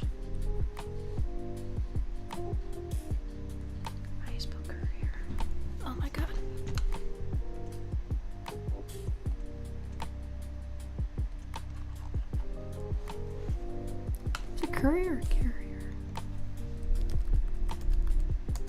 Is it courier if they're going between towns? What's the difference?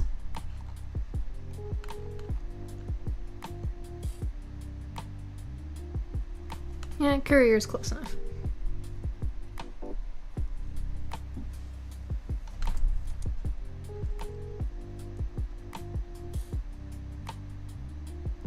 We know Azalea's fire for the tufted deer. Yeah, I kind of like that too. We're gonna have to remember that.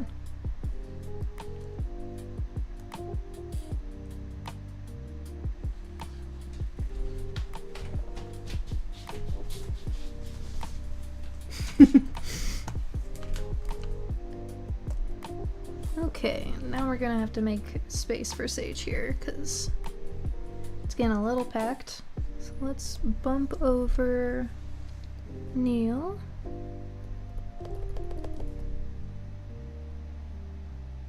Just a little bit there.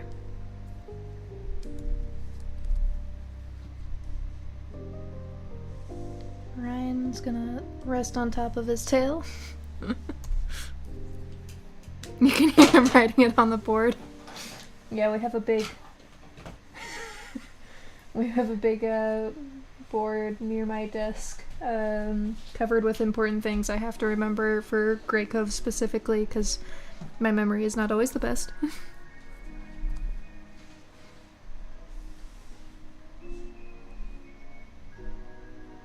And honestly, this is probably about the right size, so I think I'm gonna keep her like that.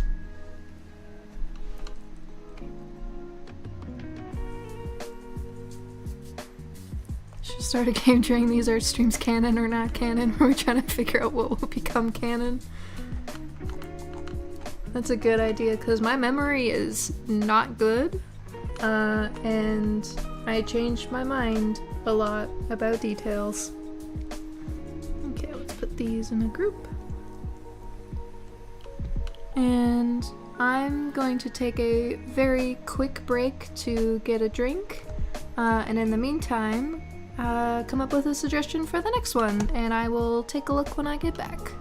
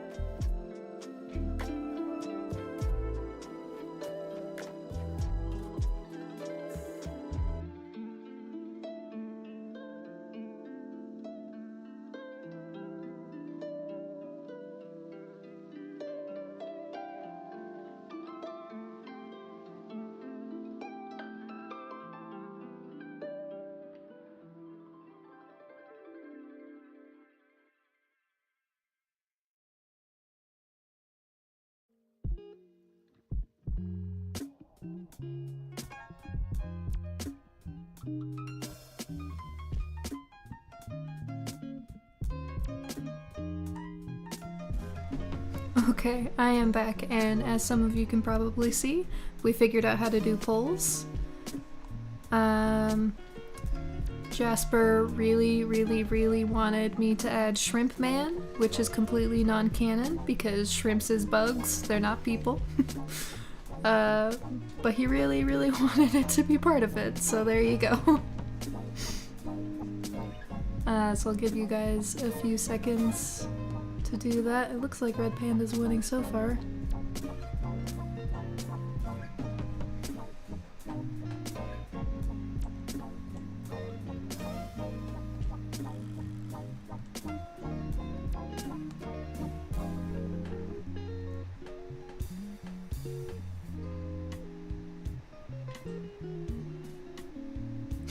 Red Panda Productions.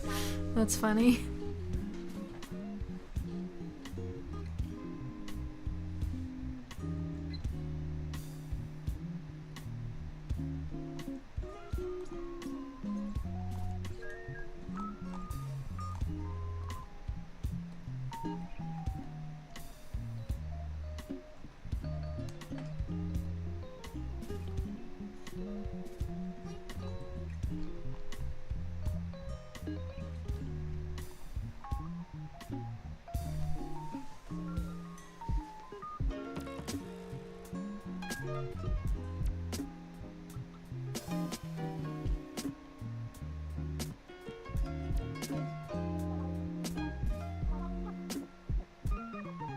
Yeah, it looks like Red Panda wins. So we're gonna end the poll.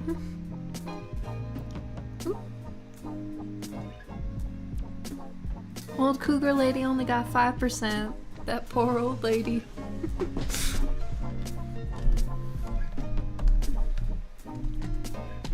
Just give me 1 second to pull up a picture of a red panda because it's been a minute.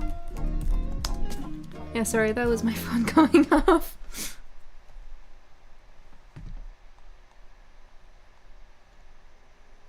Oh my god, red pandas are so cute.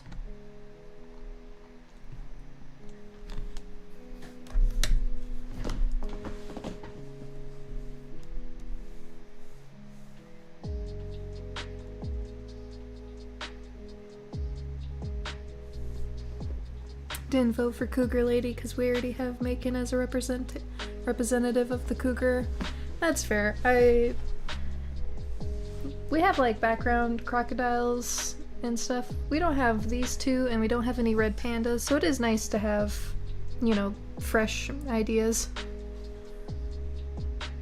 Okay, and what should the panda be doing?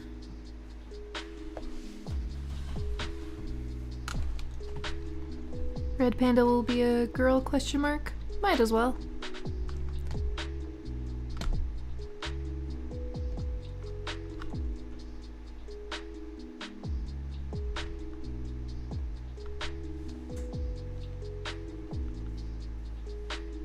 Boy or girl, poll it. Okay, Jasper's really excited by the poll.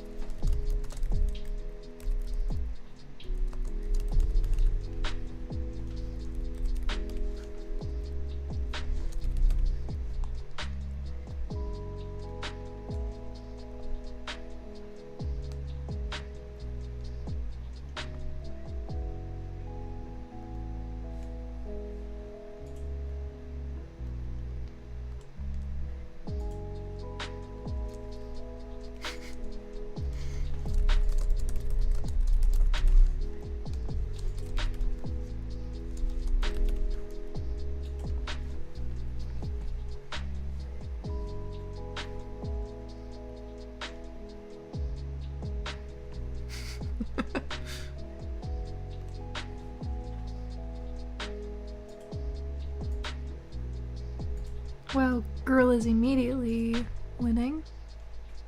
Nice. Throw out some jobs. What's the red panda's occupation?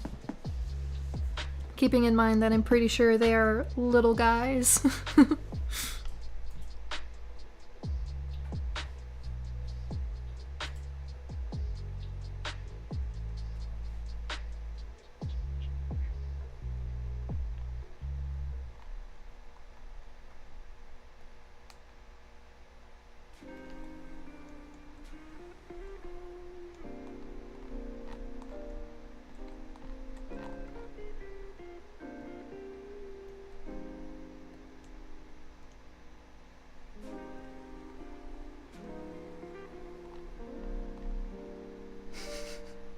conspiracy theorist, boxer, influencer.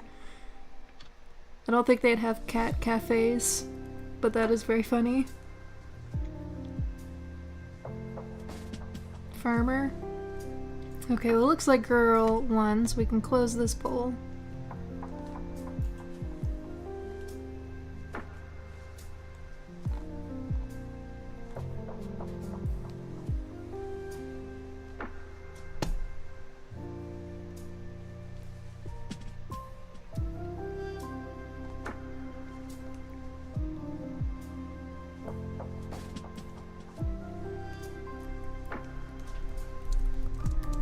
Red panda job.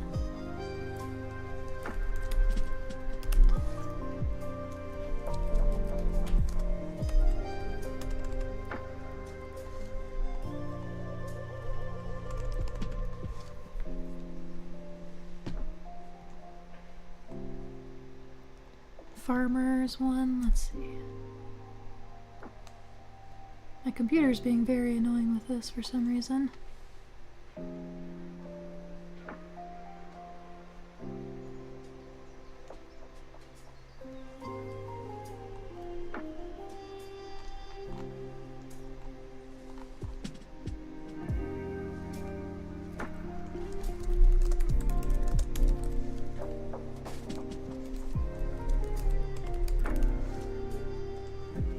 Okay, it's gonna be farmer, boxer, or tea house owner. Because I agree, that sounds really cute. These all have completely different vibes, I love it. Tea house boxer.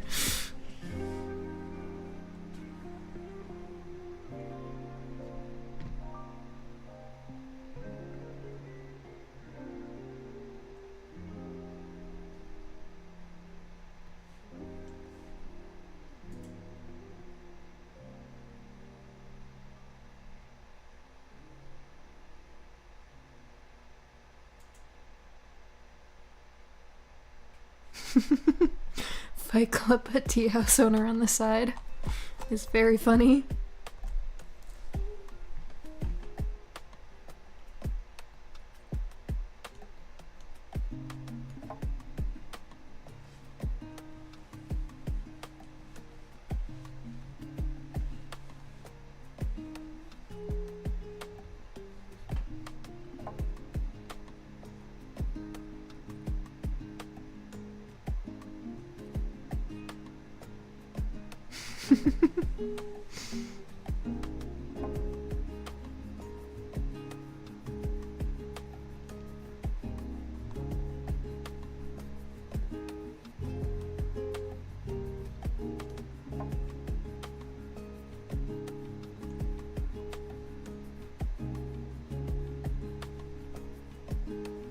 Okay, it looks like tea house owner won by a lot, but I really like the idea of her also having an underground fight club in her business.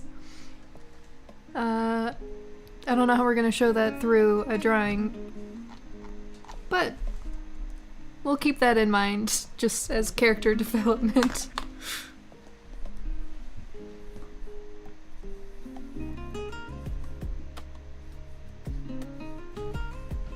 Okay, so we've got these really long bodies from what I can see. Jasper's adding it to the board.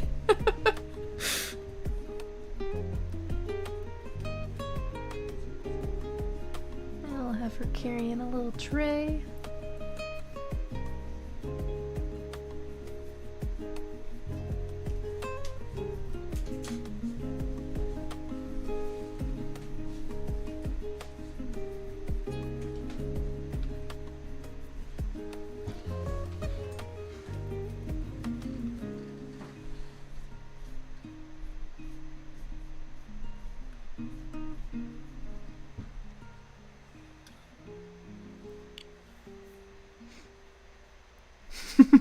Relaxing and calming tea by day, carnage and battle by night.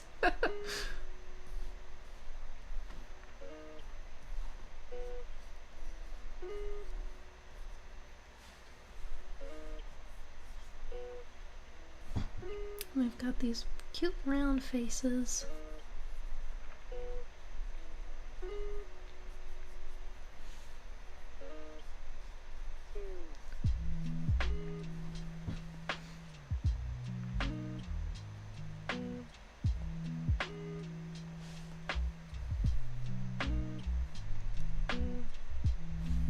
Adorable. Okay, what do their faces look like?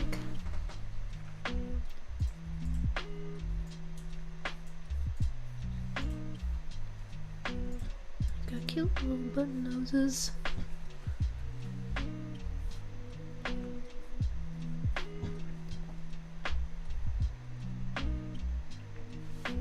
And they got some white patches like this.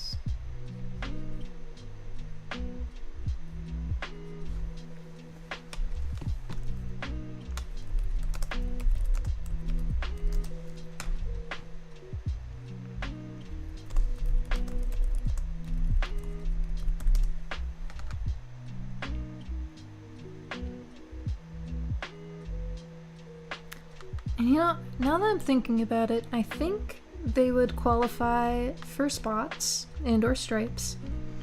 The colored ones, not the ones that they normally have. Because their diet is mostly plants and they have a lot of natural predators. So I think they count. And also I feel like it. So I'm gonna.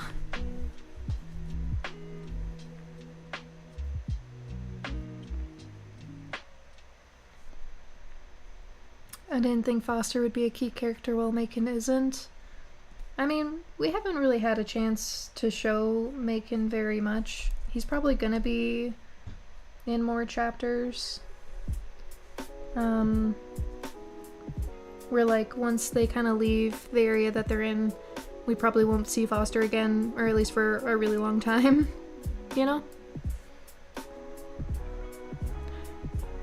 Yeah, I'm also confused by why people love Macon so much. I have shown him in a couple of shorts, but like, yeah, people just really love Macon. It kind of shocked me. Oh, referencing the wiki. That's fair.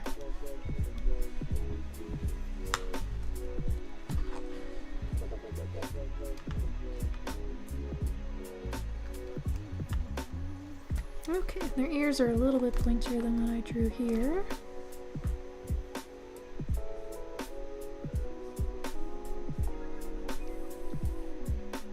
Oh, we should give her a cute little apron with like flowers on it or something.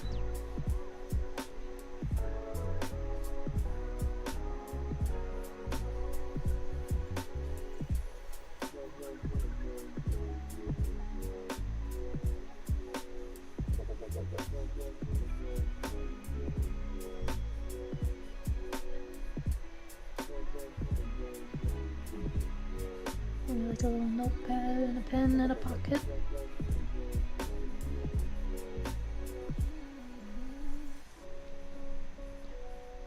Just extra like cute and feminine, dainty, and then she also just has a fight club in her basement, you know?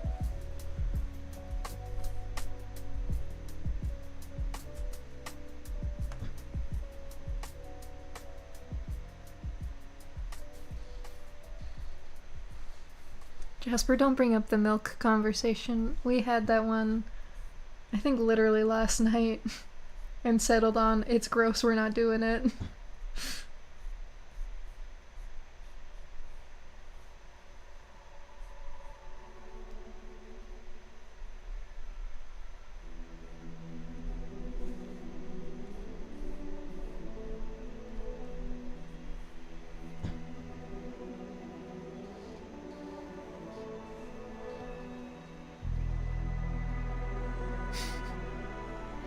Bird's milk.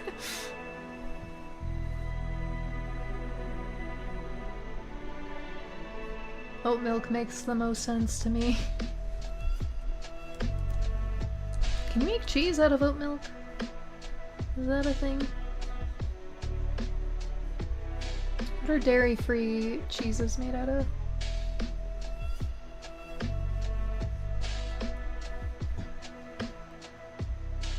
Platypus milk.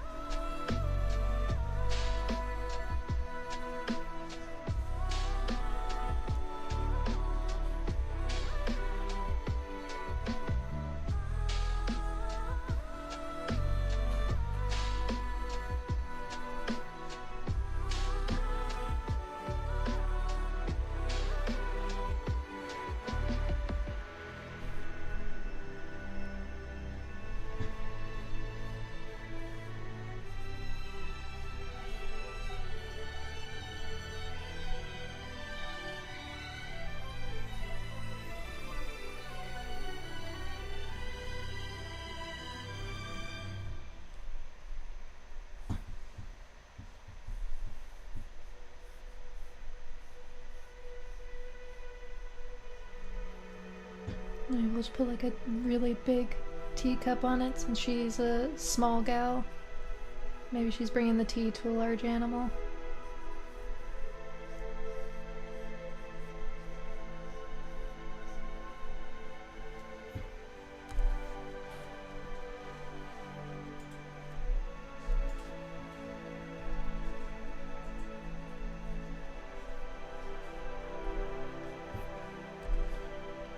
Give her a black belt like from Kung Fu or something. What if we just made this part of her apron as secretly a belt? It's holding it up. I know you usually tie them at the front, but...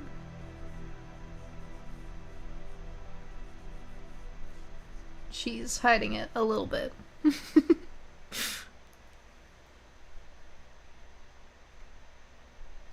Band-aid on the cheek.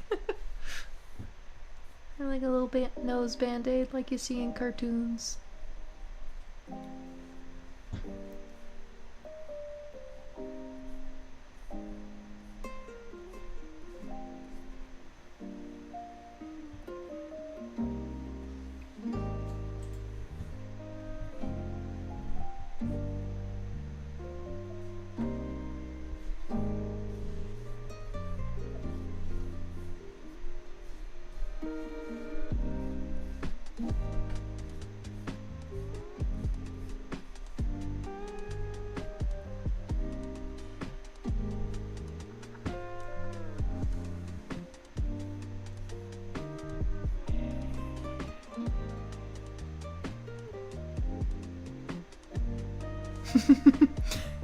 Imagine guards finding out the hidden basement fighting club. Imagine guards participating in basement fight club. Hazel would definitely join a basement fight club. For sure.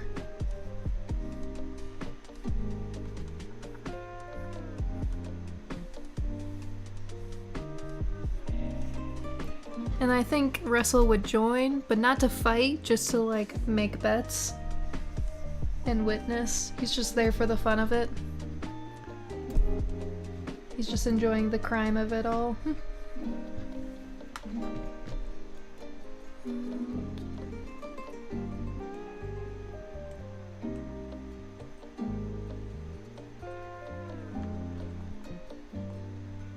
Okay, they have little stripes on their tails, that's what I thought.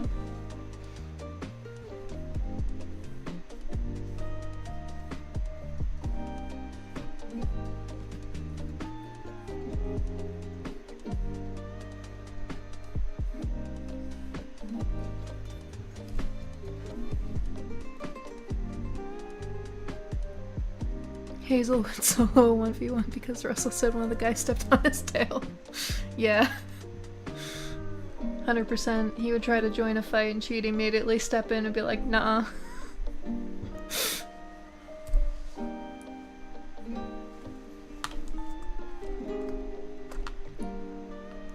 Adorable. Just gotta move her over a little bit.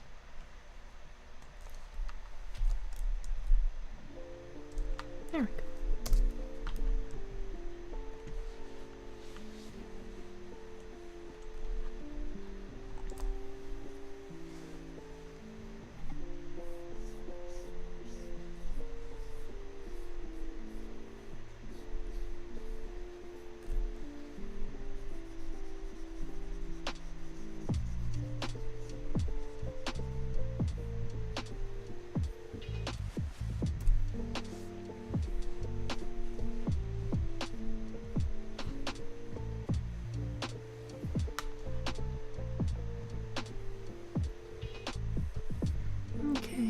looks like.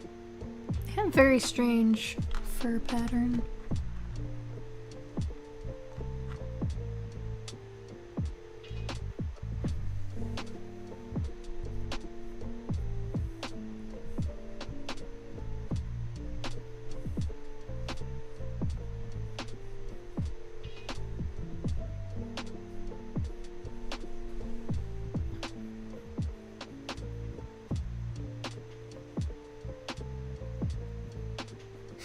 Hazel holds the tournament trophy.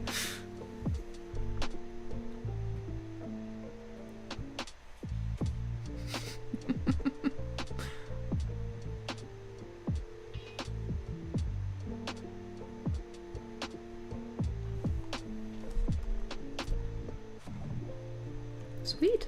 Well, I think that just about covers it for this one.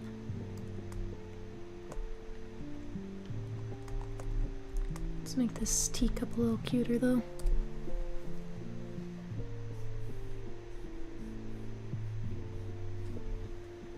You forgot the abs? I'm not giving her abs. Yeah, she's not getting Brad Pitt abs.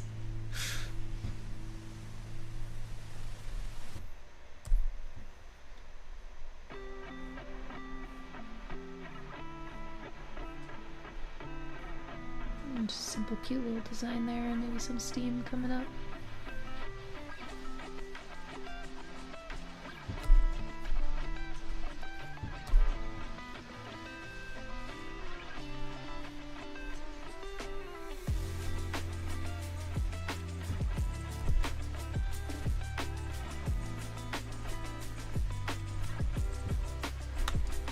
The abs are hidden under the floofy fur, exactly. Oh, now we have to name her. So time for another poll. What do you think her name should be?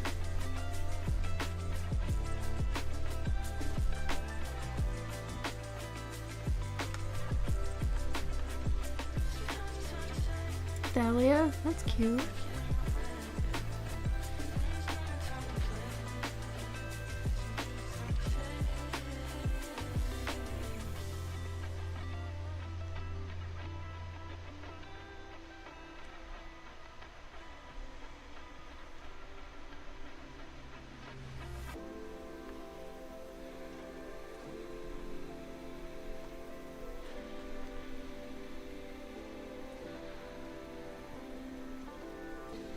Rosemary, Camilla.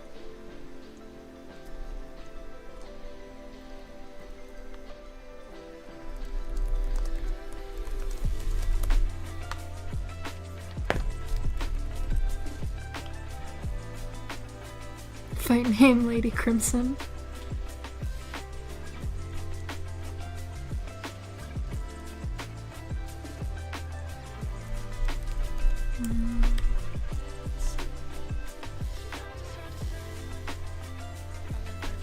Greta, like old Russian style woman who fights bears.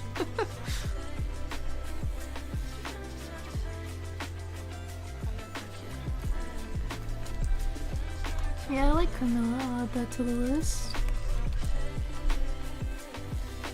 Oh, and it looks like I can only pull 4 names. So here are the options of the ones that I saw first.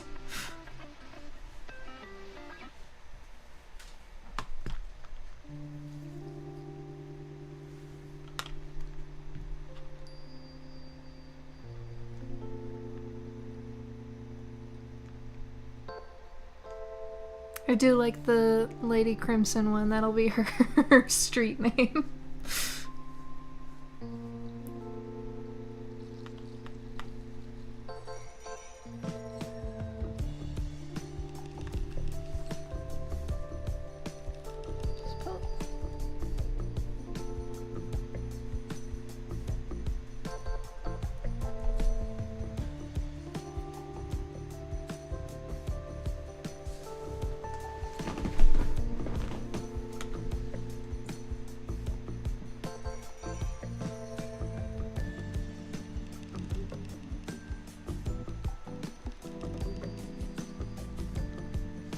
like Carmilla's winning so far.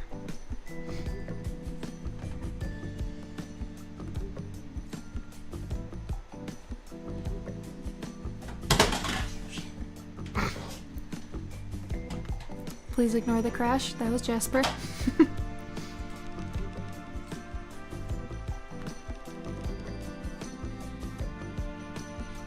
Oh, Sable is really cute too.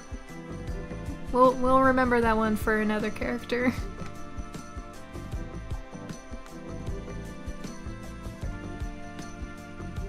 It looks like Carmilla has won. I don't see any more votes coming in, so we'll end the poll.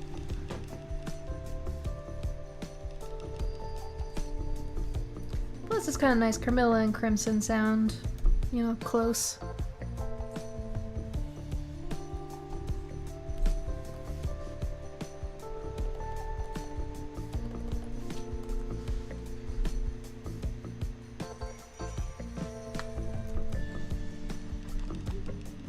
Cute! Okay, now I gotta figure out how small she should be.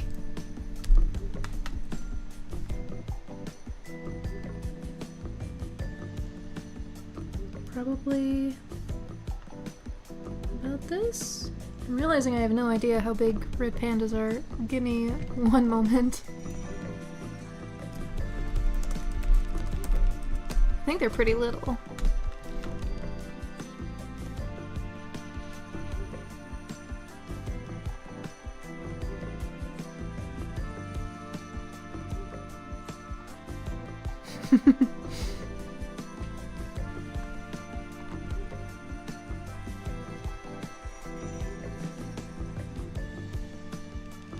Yeah, from what I can see, they feel about Russell size. So just a little bit smaller than this cat should be good.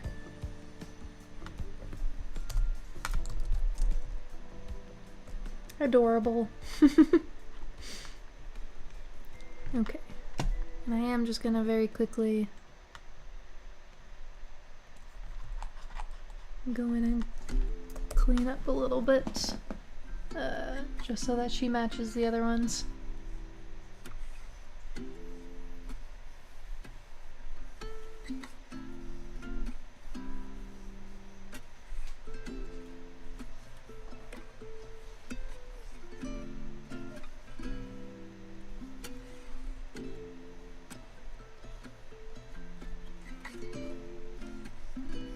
The extra funny thing about this is if we do show her just as like having a cute little tea house, only the people in the stream will know that she secretly has a fight club.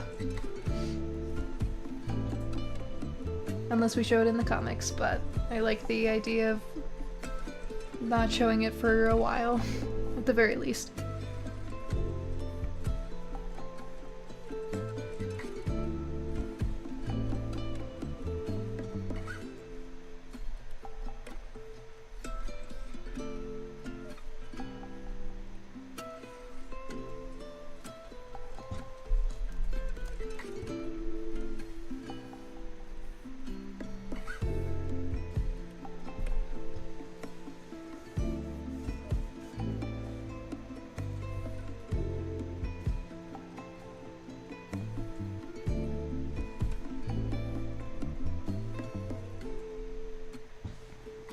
Imagine Hazel going into an old store like Outdoor World and finding out what a deer rifle is.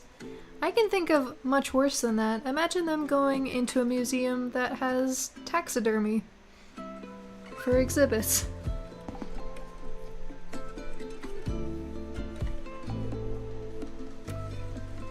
Because that would be horrifying.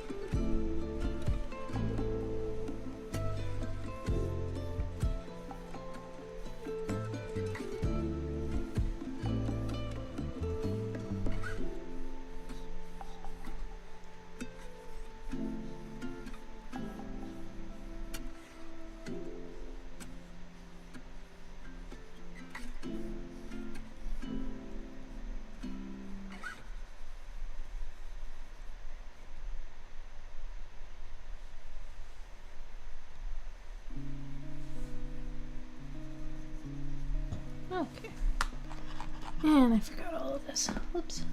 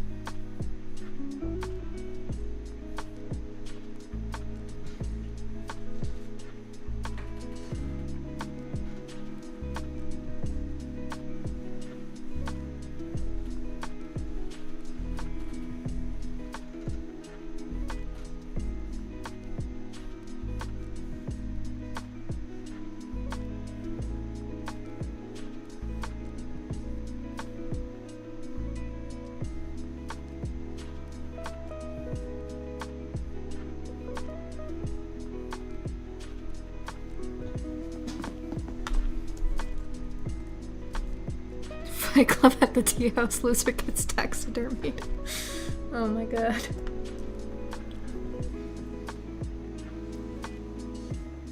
I'm using Adobe Photoshop, which frankly has been giving me a lot of headache lately.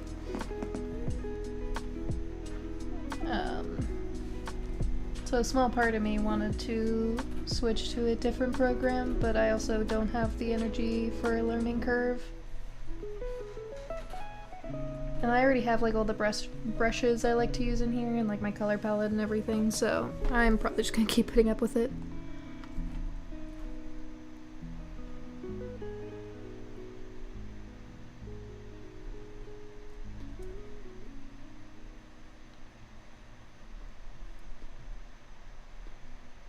Okay. And there we go.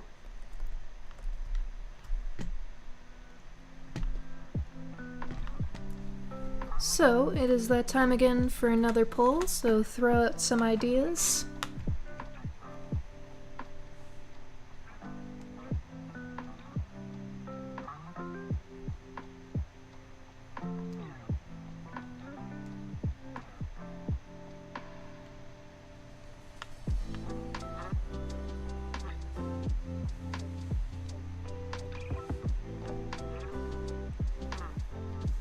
Chinchilla, boa constrictor.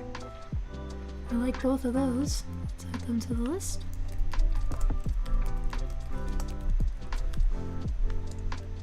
And this is probably gonna be our final one because it's closing in on 9 here and I'm gonna have to eat dinner eventually here. Chinchilla, boa constrictor.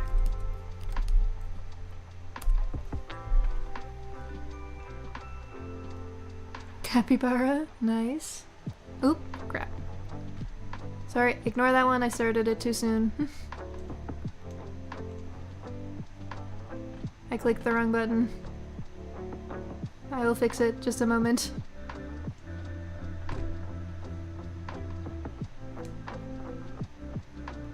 Sorry about that, let me try that one more time.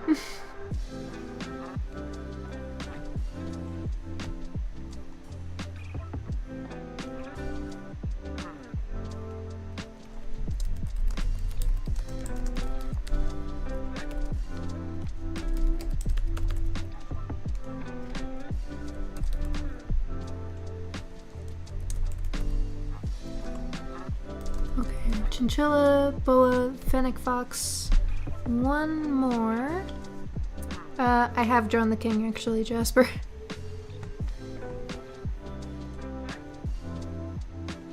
Capybara, nice.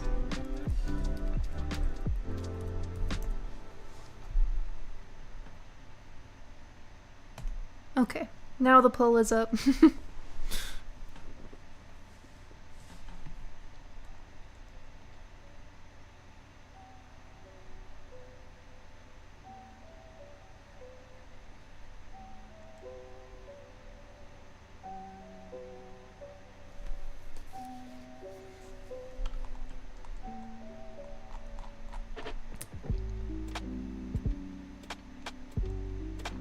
We haven't shown the king yet.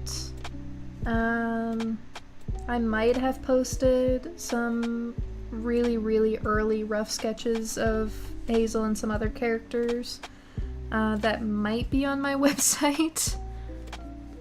I honestly don't remember. I've done like 2 sketches of him total. One was in an old sketchbook, I have no idea where it is. One is digital on my iPad, and it was one of the earlier drawings I did. So he's probably going to be changed from that. And I'm not going to post it for now, just to keep a little bit of slight suspense for whoever cares about the king.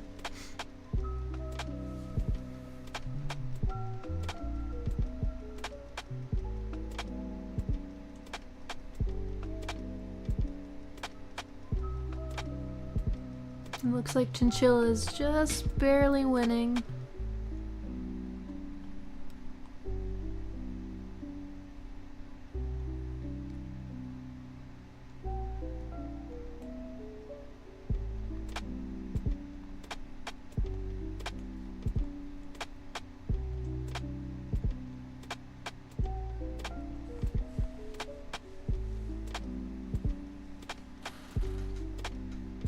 Hey, well, thanks for joining us, Lando.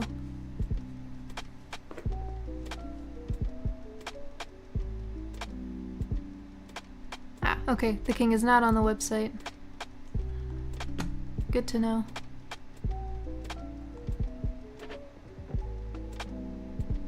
Okay, I think everyone has voted, and it looks like Chinchilla's the winner.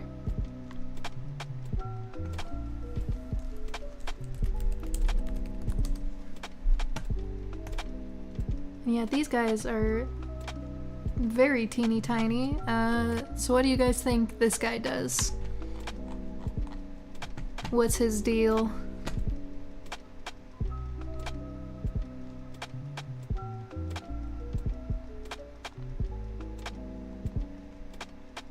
This guy's gonna be so easy to draw. They're basically just 2 ovals stuck together.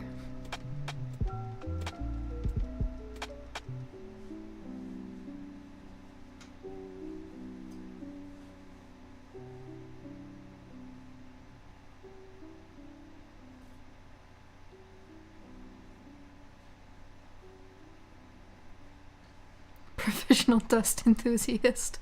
Tea shop. That would be kind of cute. They work together at the tea shop.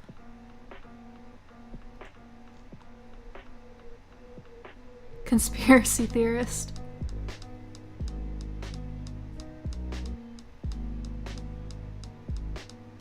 Mariachi band.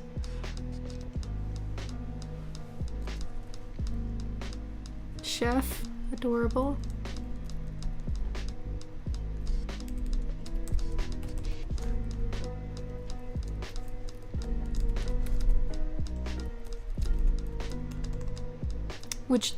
If he was a chef, does he work at the tea shop as a chef? Conspiracy theorists.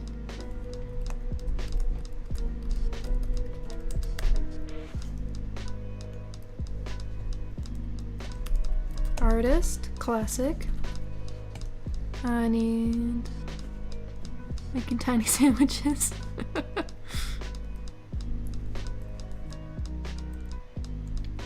And beauty boutique, that was the other one I saw.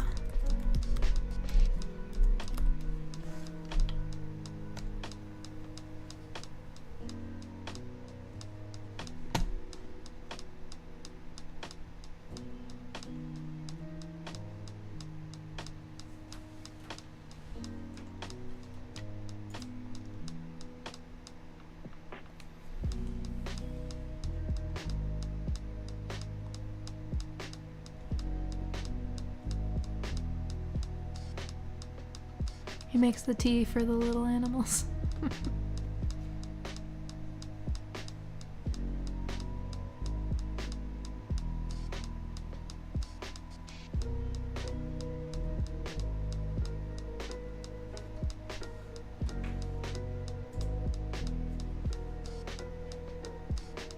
He's got a little chef hat, but then underneath that is an even smaller rodent doing the ratatouille bit.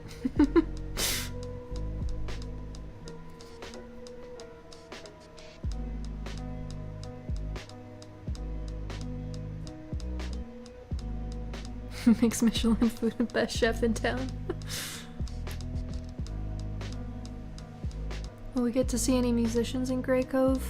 Probably. I had a couple of sketches of like a lion bard forever ago, and I think I drew him with like a lute or something.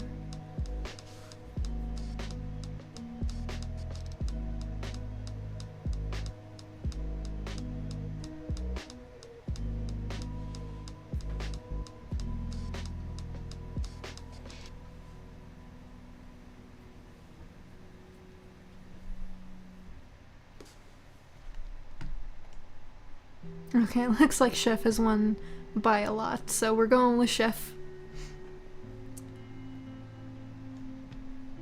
But yes, I like crazy conspiracy theory Chef. Like the one from the menu, but he's not planning on killing everyone in Graycove, thankfully.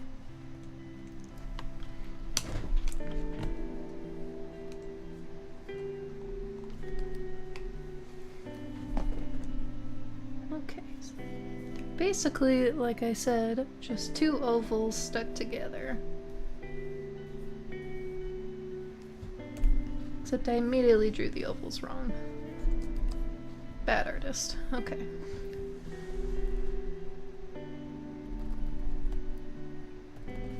That's better.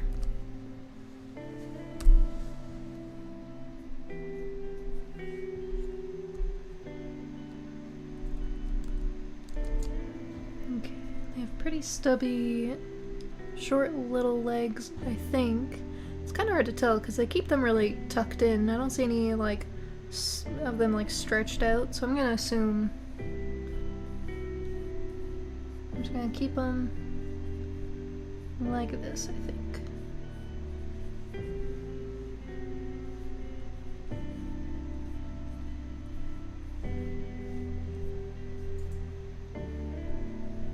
Big ears.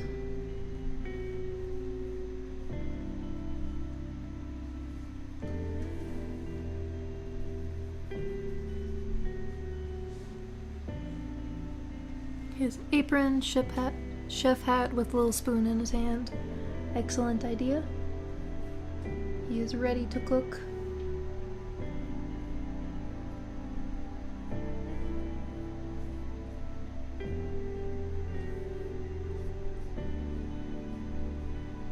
And he holds it like a weapon because he's a little crazy, but in a fun way.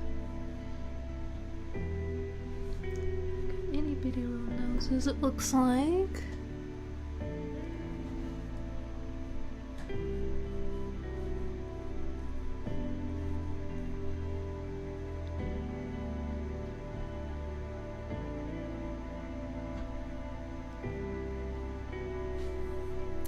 What does chef hats even look again?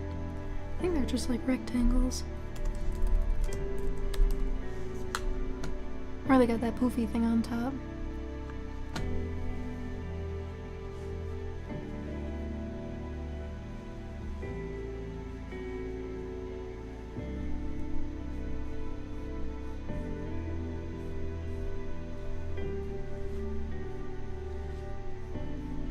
This is a Michelin star level cook.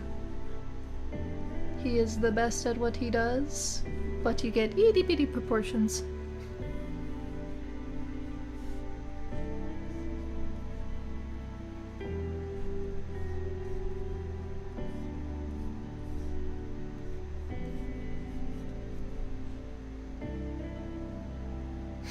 Jonathan.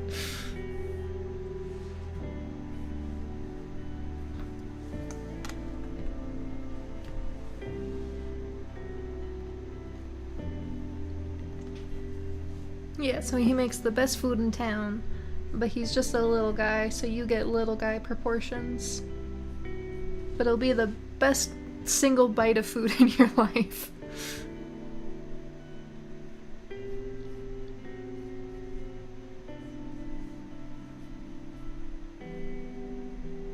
He's got a little apron.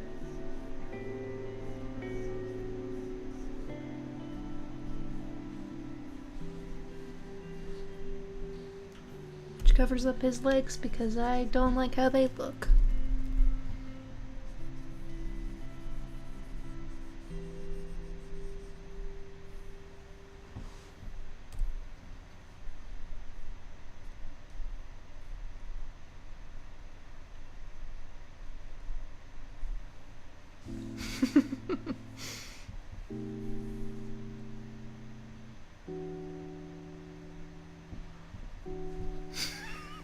Michelle cheese.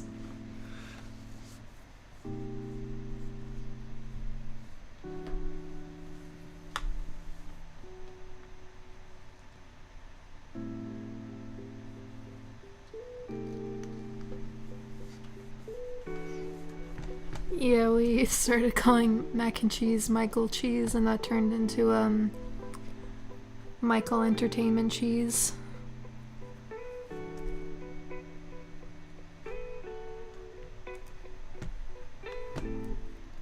Okay, I will start a poll for the names.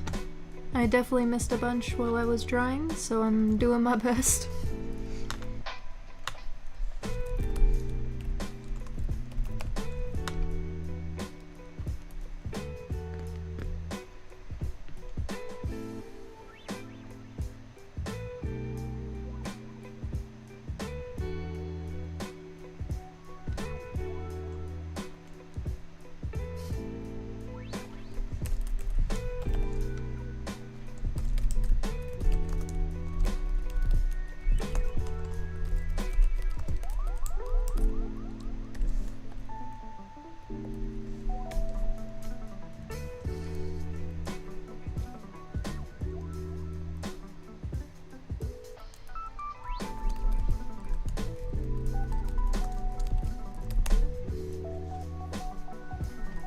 Okay, I see Michael Entertainment Cheese, Elizabeth Claire. Looks like Encrypted Fox said Pierre. And we get one more.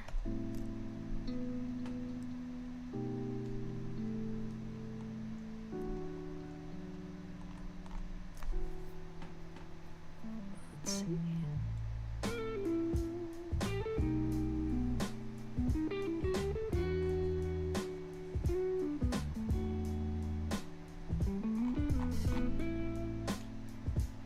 Oh, it looks like you said Clover, so Clover.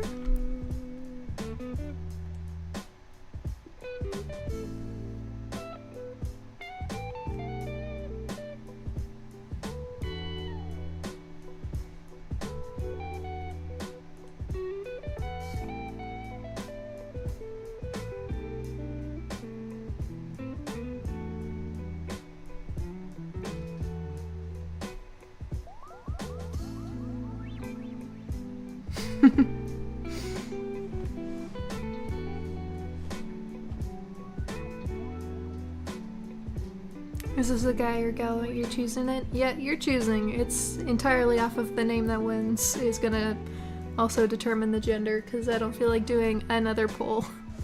This is the final poll. Yeah, they can be a they, them.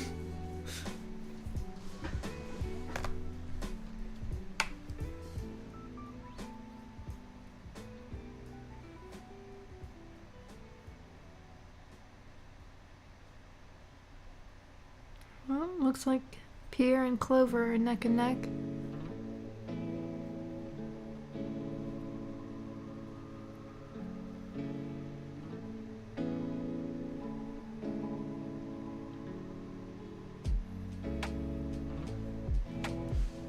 And looks like Pierre is the winner.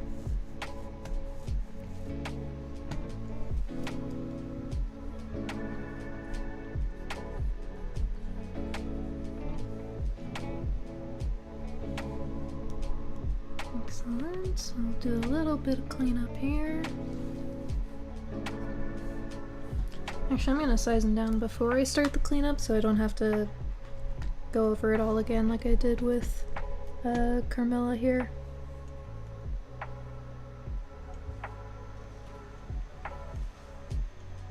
This feels like about the right size. I'm not being a poll hater, we just don't need another poll. We've done enough.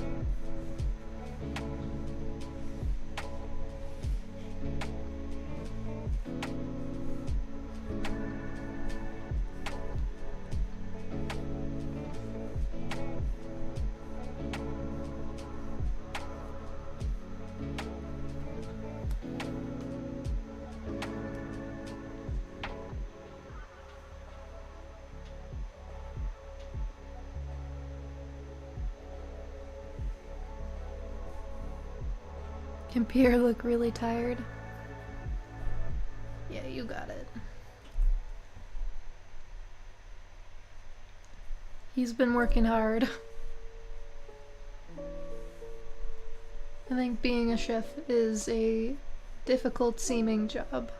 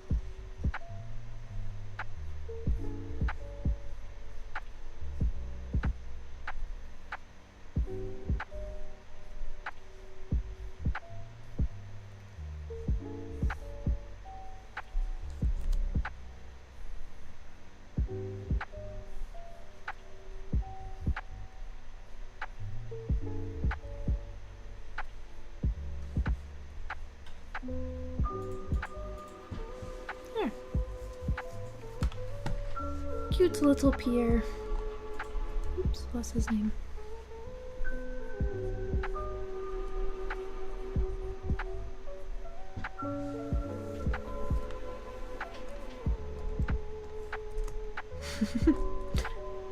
And there we are. I think we got a pretty good lineup of side characters here. Like I said at the beginning of the stream, I can't at all guarantee that they're going to be used. Because we're following like a strict plot and all that. I will make an effort to keep them in mind for like background characters if I'm doing wide shots. But yeah, I think we did a pretty solid job here. Look at all these cute fellas lined up. But yeah, so we're gonna wrap up here for tonight because it is getting very close to 9:30 and I would like to go eat some food now. The next page comes out on Webtoon tomorrow and the ad goes down for the previous page, and the next page goes up on Coffee tomorrow for those who are members. But thank you all for joining us. We will probably do this again because this was very fun for me. And it seems like you guys had fun.